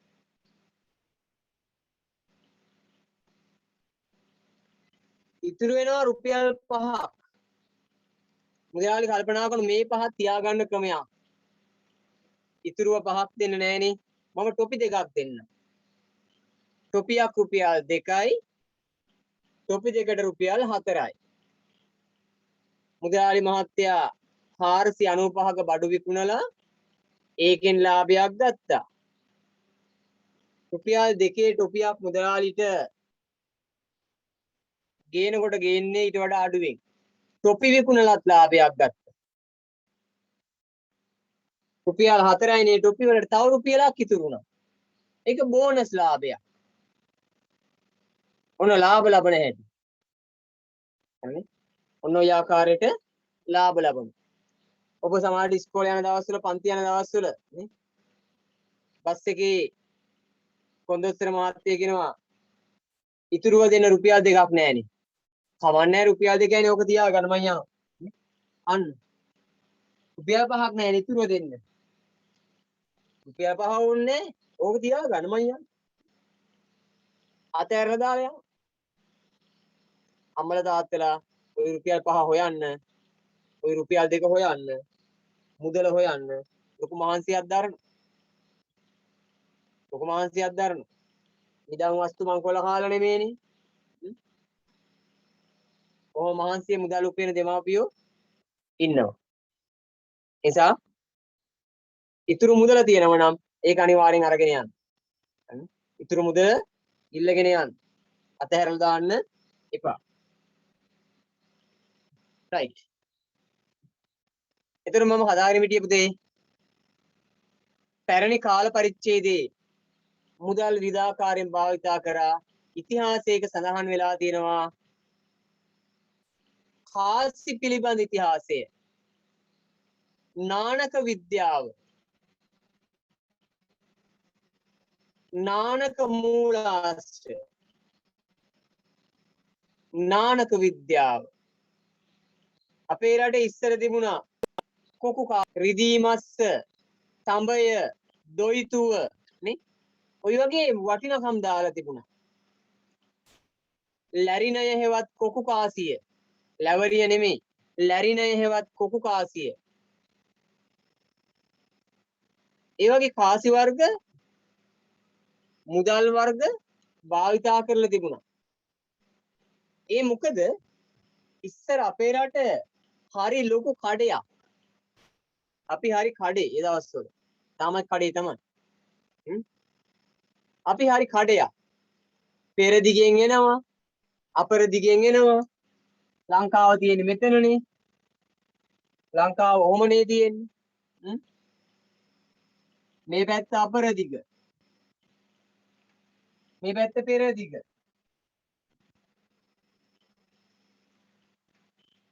පෙර දිග. ඉතින් මේ අපර දිග පෙර දිග කට්ටිය යන්නේ එන්නේ අපේ ගේ ගාවි. මෙන්න ගේ අපේ. මේ අපේ ගේ. අපේ රට කියන්නේ අපේ ගේ. මේ කට්ටිය මෙහෙ යනවා. මේ කට්ටිය මෙහෙ යනවා. මේ යනකොට මෙහාටත් ගොඩ වෙලා යන්න. මෙහාටත් ගොඩ වෙලා යන්න. යන ගමන් ගොඩ වෙනවා. එන ගමන් ගොඩ වෙනවා. මෙහාටත් ගොඩ වෙලා යන්න. අර ගෙනියන දේවල් වලින් ටිකක් අපිටත් දෙනවා. අපිනුත් ටිකක් එයාලට දෙනවා. මෙයාලා මෙහෙ ගෙනියන ඒවායින් ටිකක් මෙහාට දීලා යනවා. අපි දැනටත් එහෙමනේ. අනේ මොනවත් ගෙනාවේ නෑ පුතේ මේක තියාගන්නේ කියලා දීලා යනෝනේ නේ. පල්ලෙහා ගෙදර පොඩි දරුවෝ බලන් ඉන්නවා. එයාටත් මොන හරි ගෙනාලා දීලා යනවා. ගමනක් යනකොටනේ ගෙදරට යනකොට ඒ අසල්වැසි ගෙවල් වලට පොඩ්ඩක් ගොඩ වෙනෝනේ නේ. අවුරුදු චාරිත්‍රවලට ආගමික චාරිත්‍රවලදී එකිනෙක ගෙවල් එක්ක සම්බන්ධතාව පවත්වනෝනේ. එතකොට මෙහි කට්ටිය මෙහි යනකොටත් මෙහි අය මෙහාට යනකොටත් මේකත් එක්ක සම්බන්ධතාව පවත්වනවා. ඒව මෙහාට දෙනවා මෙහෙව එහාට දෙනවා. සමහර ඒවා මුදලට හුවමාරු වෙනවා. අන්න මුදලට හුවමාරු වෙනකොට කාසි වර්ග භාවිතා කරන්න සිදු වුණා. කාසි වර්ග භාවිතා කරන්න සිදු වුණා. එතකොට අතීතයේ පෙර විදේශ සංක්‍රමණ කොටස් කිහිපයක් යටතේ සිදු වෙනවනේ පුතේ. ආක්‍රමණිකය වෙනවා. වෙළඳුන් දෙනවා. ආගමික කණ්ඩායම් වෙනවා. ඒතර වෙළඳුන් නේමත් එක්ක ආර්ථික සම්බන්ධතා ගොඩනගෙනවා. වෙළඳුන් පැමිණීමත් එක්ක ආර්ථික සම්බන්ධතා ගොඩනගෙනවා. ආර්ථික සම්බන්ධතාවල ප්‍රතිඵලයක් ලෙස මෙන්න මේ අපේ රට තුල හමු වෙනවා මුදල් ගනුදෙනු. විදේශ කාසි ලංකාවේ තියෙන්න නම් එක්කෝ ඒ අය මෙහි ඇවිල්ලා තියෙන්න ඕන නැත්නම් අපේ කට්ටිය එහෙ ගිහින් බඩු විකුණලා තියෙන්න ඕන. එහෙ අය එක්කෝ මෙහි ඇවිල්ලා තියෙන්න ඕන. එහෙම නැත්නම් අපි එහෙ ගිහින් බඩු විකුණලා තියෙන්න ඕන. දැනටත් අපේ රටේ තියෙනවා. විදේශිකයෝ ලංකාවට එනවා විදේශ මුදල් අරන්. ඩොලර් ගෙනල්ලා මෙහෙදි මාරු කර ගන්නවා. විදේශිකයෝ මෙහෙ එනවා. අපේ අය විදේශ රැකියාවලට යනවා. ගිහිල්ලා යාළ විදේශ මුදල් අරන් එනවා. ඒව ගෙනල්ලා මාරු කර ගන්නවා. එතකොට තවමත් මේ විදේශ මුදල් එනවා. එදත් ආවා. එනම් මෙන්න මේ විදියට අතීතයේ සිට වෙළඳ ගනුදෙනු සිදු වී ඇති බව පැහැදිලි. එතකොට කාසි පිළිබඳව පුතේ ඔයාලා අර මුලදී පොඩ්ඩක් ඉගෙනගෙන තියෙනවා. ඉතිහාසය හැදෑරීමේ මූලාශ්‍ර කියන එකේදී. හරිනේ? ඉතිහාසය හැදෑරීමේ මූලාශ්‍ර කියන එකේදී චුට්ටක් ඉගෙනගෙන තියෙනවා. අපි දැන් අනිත් ටික ලියාගමු.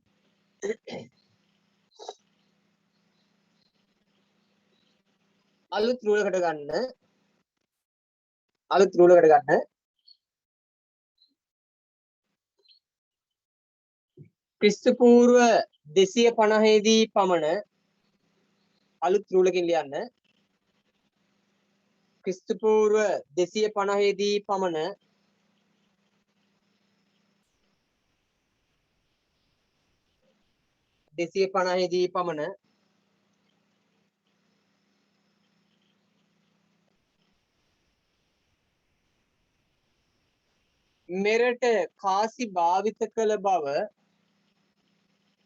මෙරට කාසි භාවිත කළ බව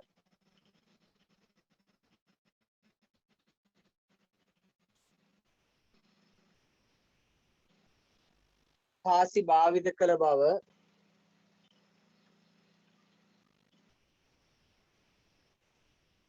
පුරාවිද්‍යා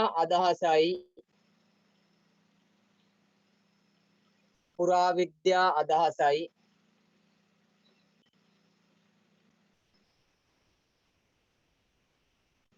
කාසි භාවිත කළ බව පුරාවිද්‍යා අදහසයි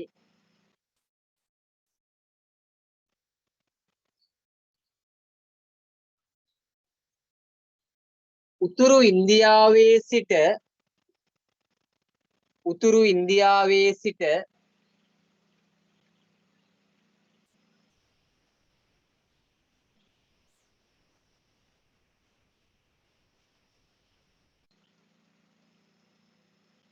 වෙළඳුන් මෙරටට උතුරු ඉන්දියාවේ සිට වෙළඳුන්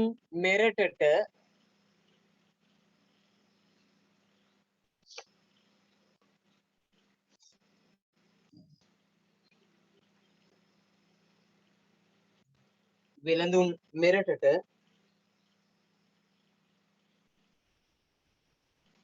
රිදී කාසි ගෙනවිත් ඇත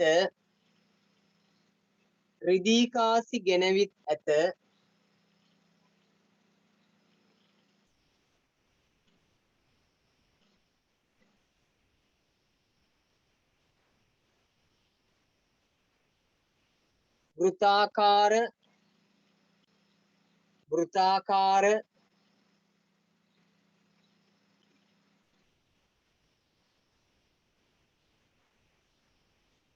චතුරස්‍රාකාර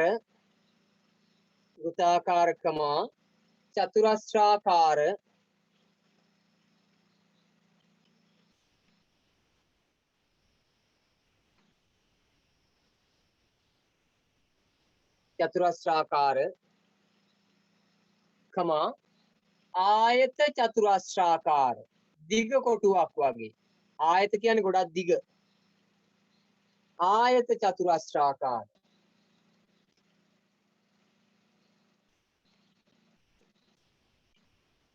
මේක චතුරස්‍රාකාර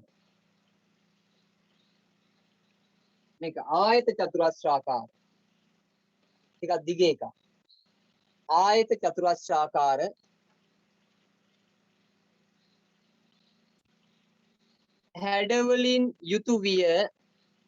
හැඩවලින් යුතු විය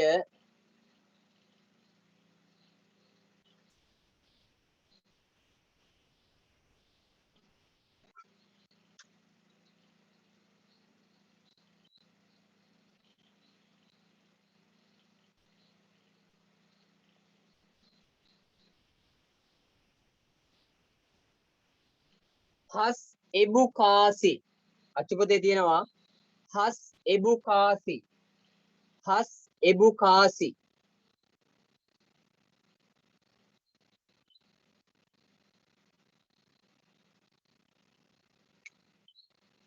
හස් එබු කාසි යනු එයයි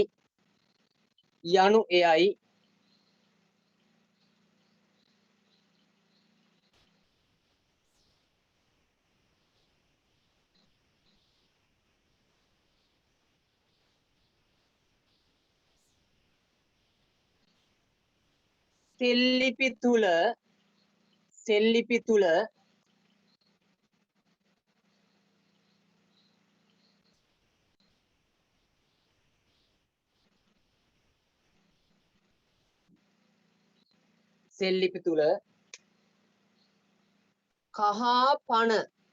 කහ පණ එක වචනයක් කහපණ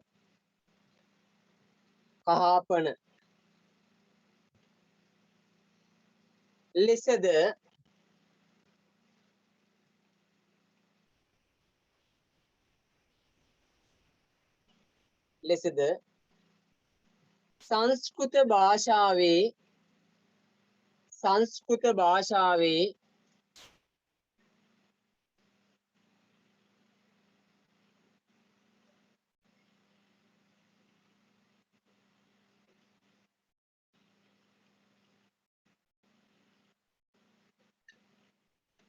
සංස්කෘත භාෂාවේ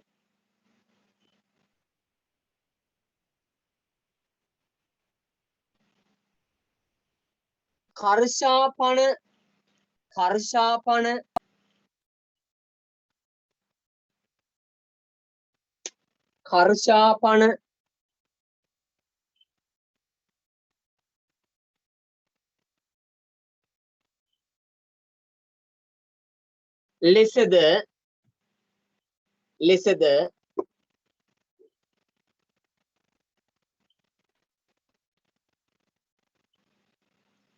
ලෙසද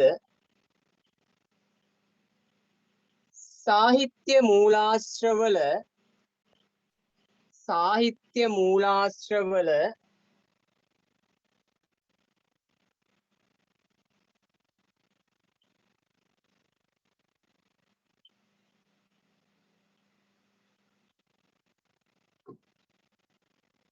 කහවණු ලෙසද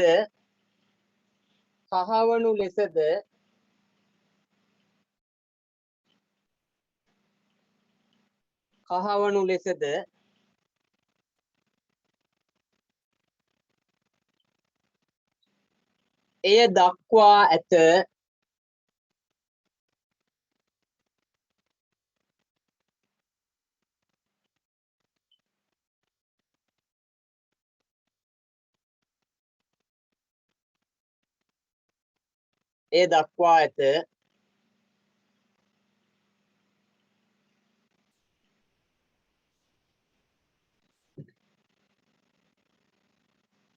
හරිනේ.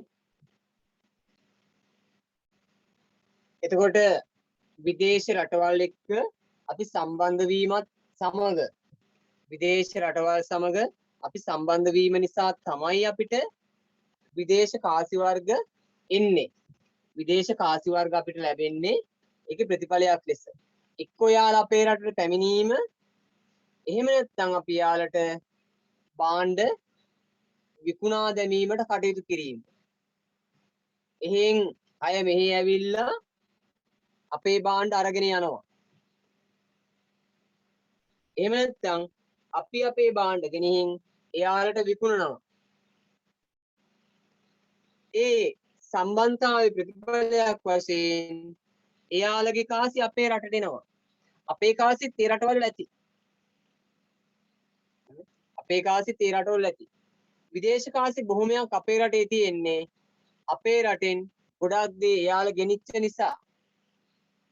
මුතු ගෙනිච්චා, මැණික් ගෙනිච්චා, ඇතුන්, ඇද්දල, කැස්බෑ පොතු මේ ගොඩාක් ඒවා අපේ රටින් ගෙනිච්චා. භාණ්ඩ වලට භාණ්ඩත් හුවමාරු වෙනවා. මුදල් කාසි වර්ගත් මේ සඳහා හුවමාරු වෙනවා. තෑගි වශයෙන් හුවමාරු කරගත්ත දේවල් තියෙනවා. භාණ්ඩ වලට භාණ්ඩ වශයෙන් එහෙම නැත්නම් මුදලට භාණ්ඩ හුවමාරු වුණ අවස්ථාත් ඉතිහාසෙ දකින්න පුළුවන්. මුල් කාලේ පොදුවේ කාසි වර්ග භාවිතා වුණා. පස්සේ කාලේ වෙනකොට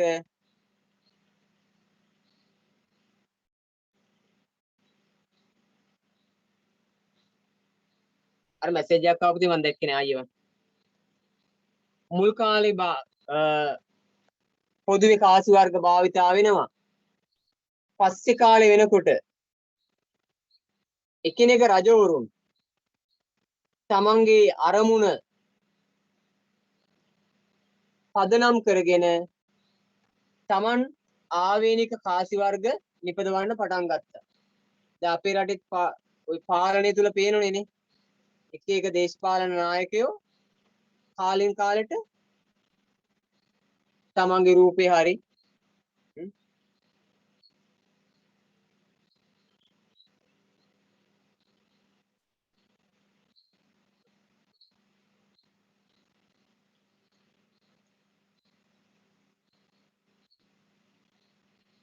මොකද අහන වචනයක් කොබේ පත්තු කියන්නේ මොකක්ද කියලා මට ඒ වචනේ බලා ගන්න බැරි වුණා. පුතේ පන්ති ඉවරනම මට කෝල් එකක් දීලා අහගන්නකෝ.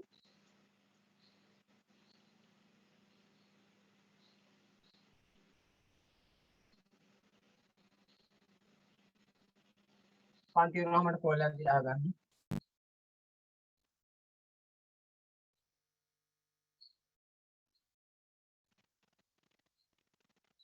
වෙනද?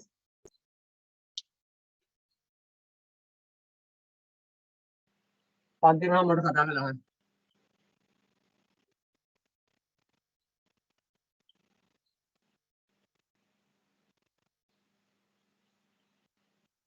හරි. පන්ති නම් මට කතා කරලා අහන්නකෝ. right. එතන මම කියමින් හිටියේ පහු කාලේ වෙනකොට රජවරුන් තමන්ගේ අරමුණ පදනම් කරගෙන විවිධ කාසි වර්ග නිපදවන්න කටයුතු කරා. හරිනේ. මේ කාසි පිළිබඳ බාර කෙනෙක් ඉන්නවා. නේ? කියන්නේ වෙළඳ ගනුදෙනු සම්බන්ධ බාර කෙනෙක් හිටියා. අද නම් ඉන්නෝනේ මුදල් අමාත්‍ය මහ බැංකුව අධිපති වගේ කෙනෙක් නම් වලින් හඳුනනවා ඉන්නෝනේ. ඒ වගේ එදා හිටියා මේ සම්බන්ධ නායකයෙක්. අපි යාට කියනවා ඔගේ අච්චුපති දාතෘපති වචනයක් රූප අධ්‍යක්ෂ කියලා. නේ? නිලධාරියෙකු ඉන්දියා එයාට කියනවා රූප අධ්‍යක්ෂ. නේ?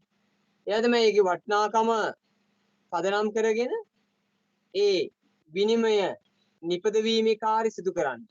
ඒ ගැන හොයා බලන කෙනෙක් ඉන්නවා. අද වගේ මෙදා ඒව තිබුණා හොඳ විදියට. හොඳ විදියට ක්‍රියාත්මක වුණා. right. අපි මේ චුට්ට ලියාගමුකෝ. අලුත් රෝලකට එන්න.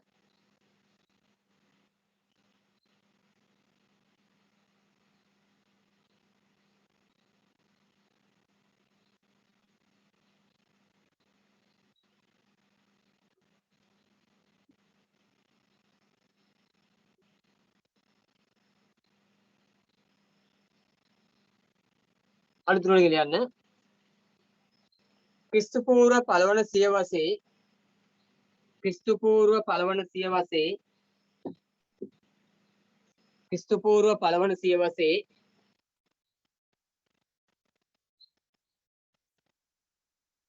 පළවන සියවසේ අවසානය තුල හෝ අවසානය තුල හෝ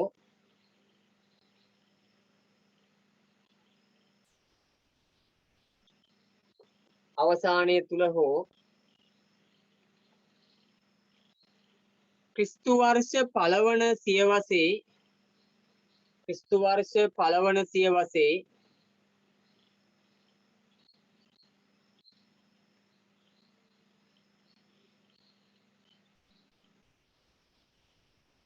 පළවන සියවසේ මුල් භාගය තුල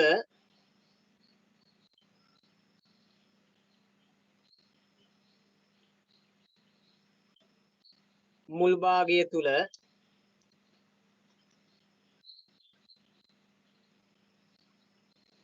මෙරට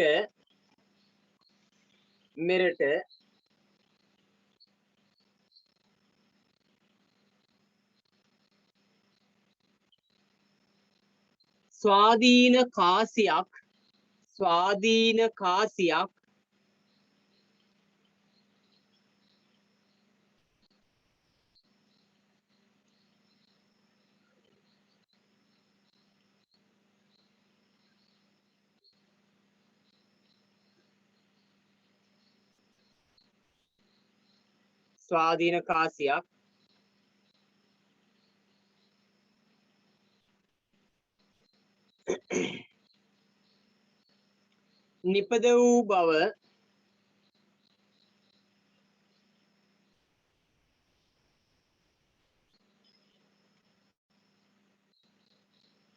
නිපද වූ බව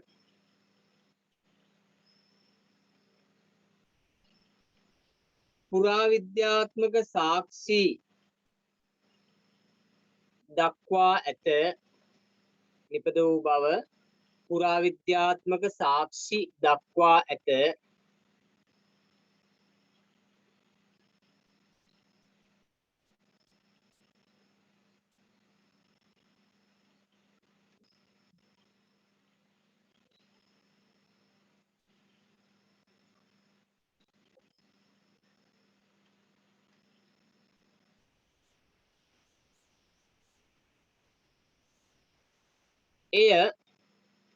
එය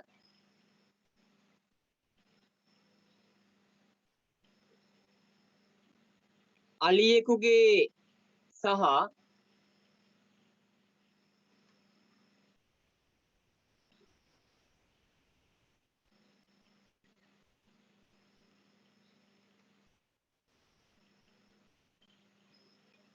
අලියෙකුගේ සහ ස්වස්තියක ස්වස්තිතික කිව්වත් හරි ස්වස්තියක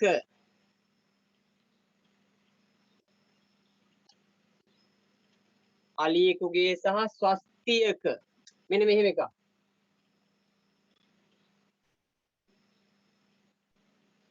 ස්වස්තියක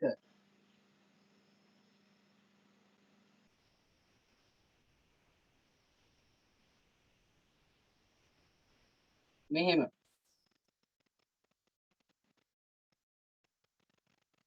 අලියෙකුගේ සහ ස්වස්තියක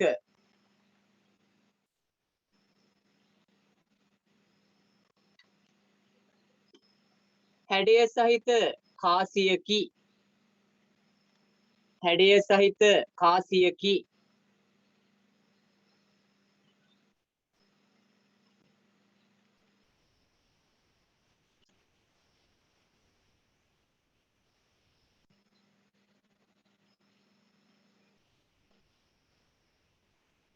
එතෙන් සිට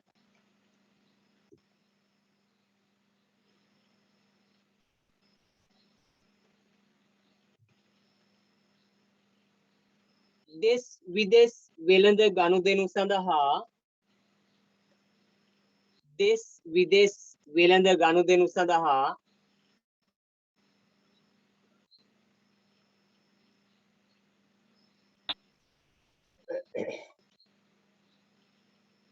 දෙස් විදෙස් වෙළඳ ගනුදෙනු සඳහා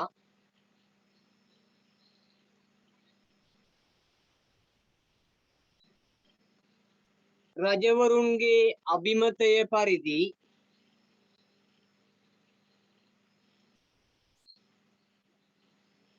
රජවරුන්ගේ අභිමතය පරිදි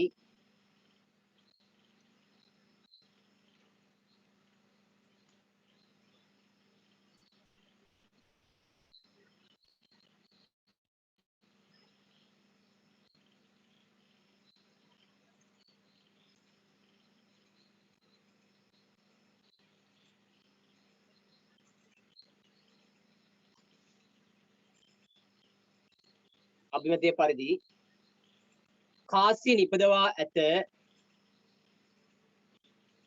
කාසි නිපදවා ඇත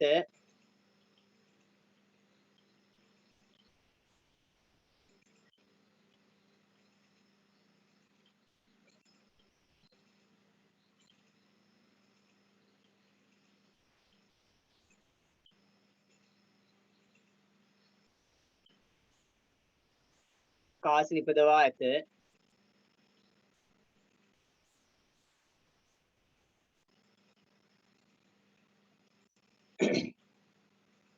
කාසි සම්බන්ධයෙන් ඒක තමයි කාසි සම්බන්ධයෙන්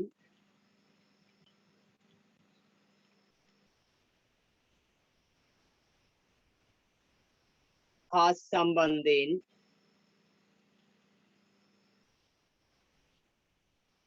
වෙනම නිලධාරියෙකු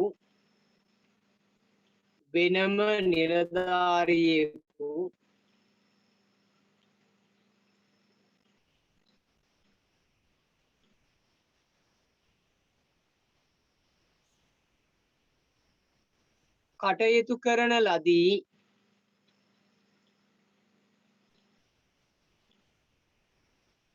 වෙනම නිලධාරියෙකු කටයුතු කරන ලදී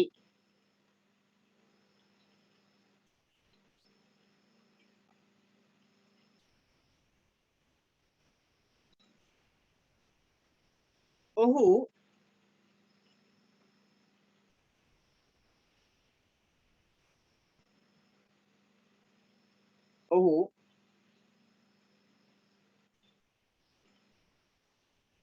පෑන මාරු කරලා ලියන්න පුතේ ඔහු රූප අධ්‍යක්ෂ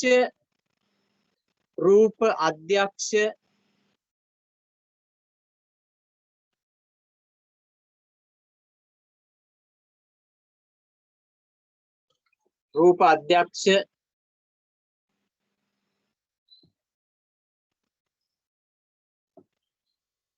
සමානපෑනෙන් ලෙස හඳුන්වයි. ලෙස හඳුන්වයි.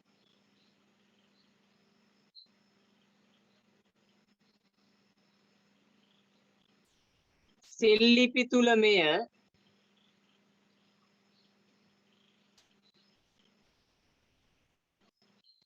සෙල්ලිපි තුල මෙය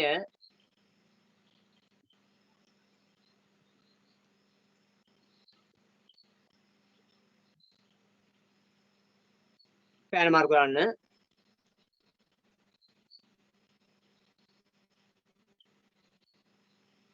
සෙල්ලිපි තුල මෙය රූපදක රූපදක රූපදක රූපදක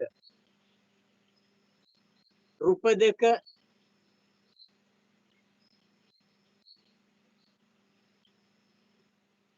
ලෙස දක්වා ඇත.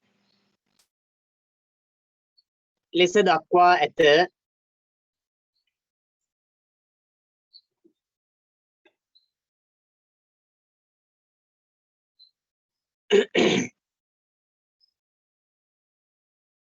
හරිනේ? ලෙස දක්වා ඇත. අලුත් රූලකින් විනිමය කටයුතු සඳහා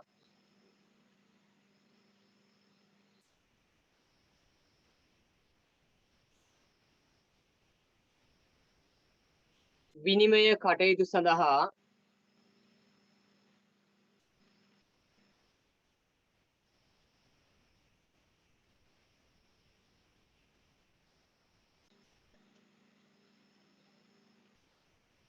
ලෝහබර වටිනාකමද ලෝහබර වටිනාකමද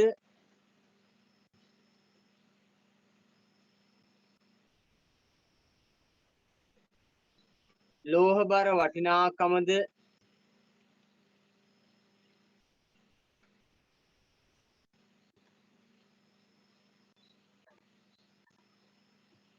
යොදා ගන්නා ලදී.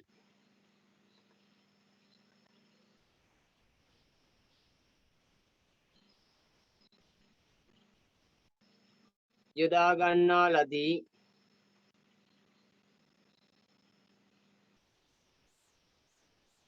අභයගිරි කැණීම් තුලදී අභයගිරි කැණීම් තුලදී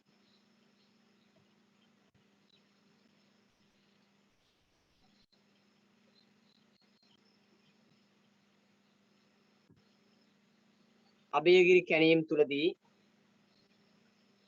රන් ලෝහ කැබැල්ලක් රන් ලෝහ කැබැල්ලක්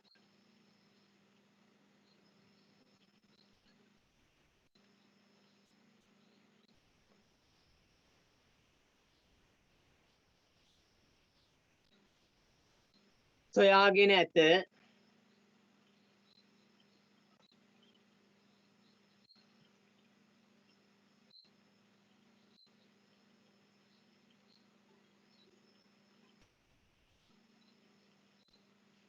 රන් ලෝහ කැබැල්ලක් සොයාගෙන ඇත.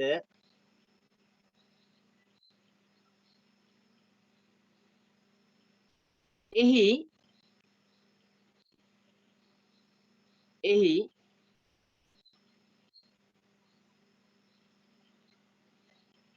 පෑන මාරු කරලා ලියන්න.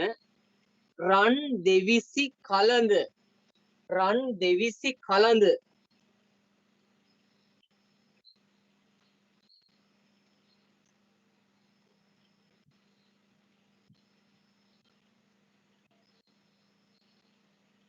රන් දෙවිසි කලඳ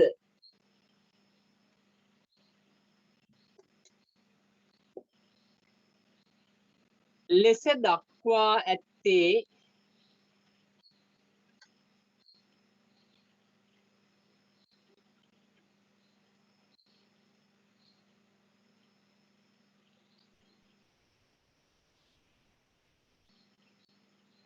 ලෙස දක්වා ඇත්තේ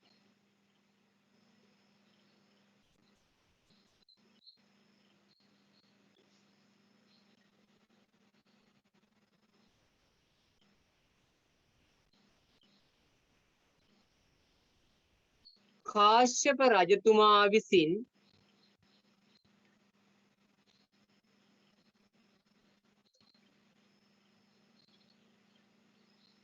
කාශ්‍යප රජතුමා විසින්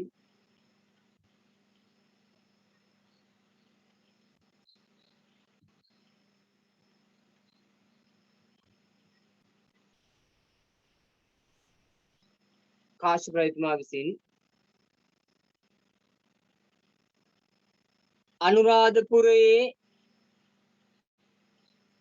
අනුරාධපුරයේ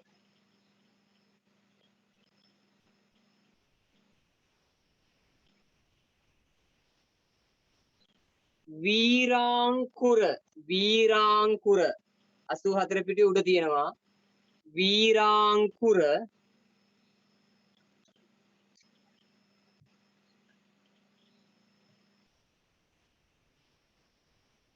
වීරාංකුර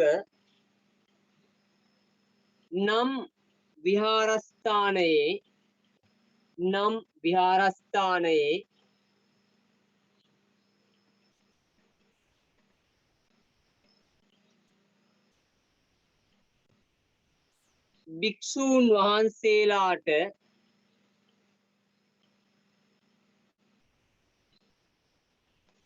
භික්ෂූන් වහන්සේලාට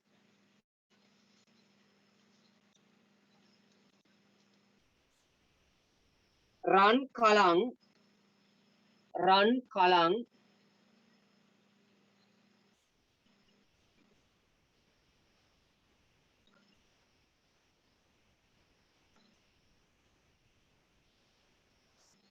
200ක් පූජා කළ බවයි. රන් කලං 200ක් පූජා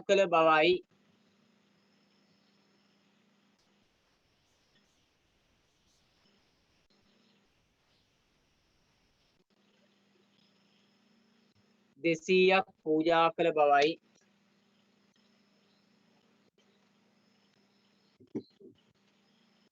හරි නේද පුතේ? අපි ඊටු ටික ඊළඟ දවසේ සාකච්ඡා කරමු. හරිනේ? අදට පන්තිය ඔතනින් අපි නවත්තමු. දැන් ගොඩාක් ලිව්වනේ. අදට පන්තිය අපි ඔතනින් නතර කරමු. ලබන සතියේ අපි ඕකේ තව චුට්ටක් ඉතුරු වෙච්ච තියෙනවා. ඒ ටික කතා කරලා ඊළඟ කොටසට යමු. රයිට් එහෙනම් හැමෝටම නිරෝගිමත් අනාගතයක්. ආයුබෝවන්.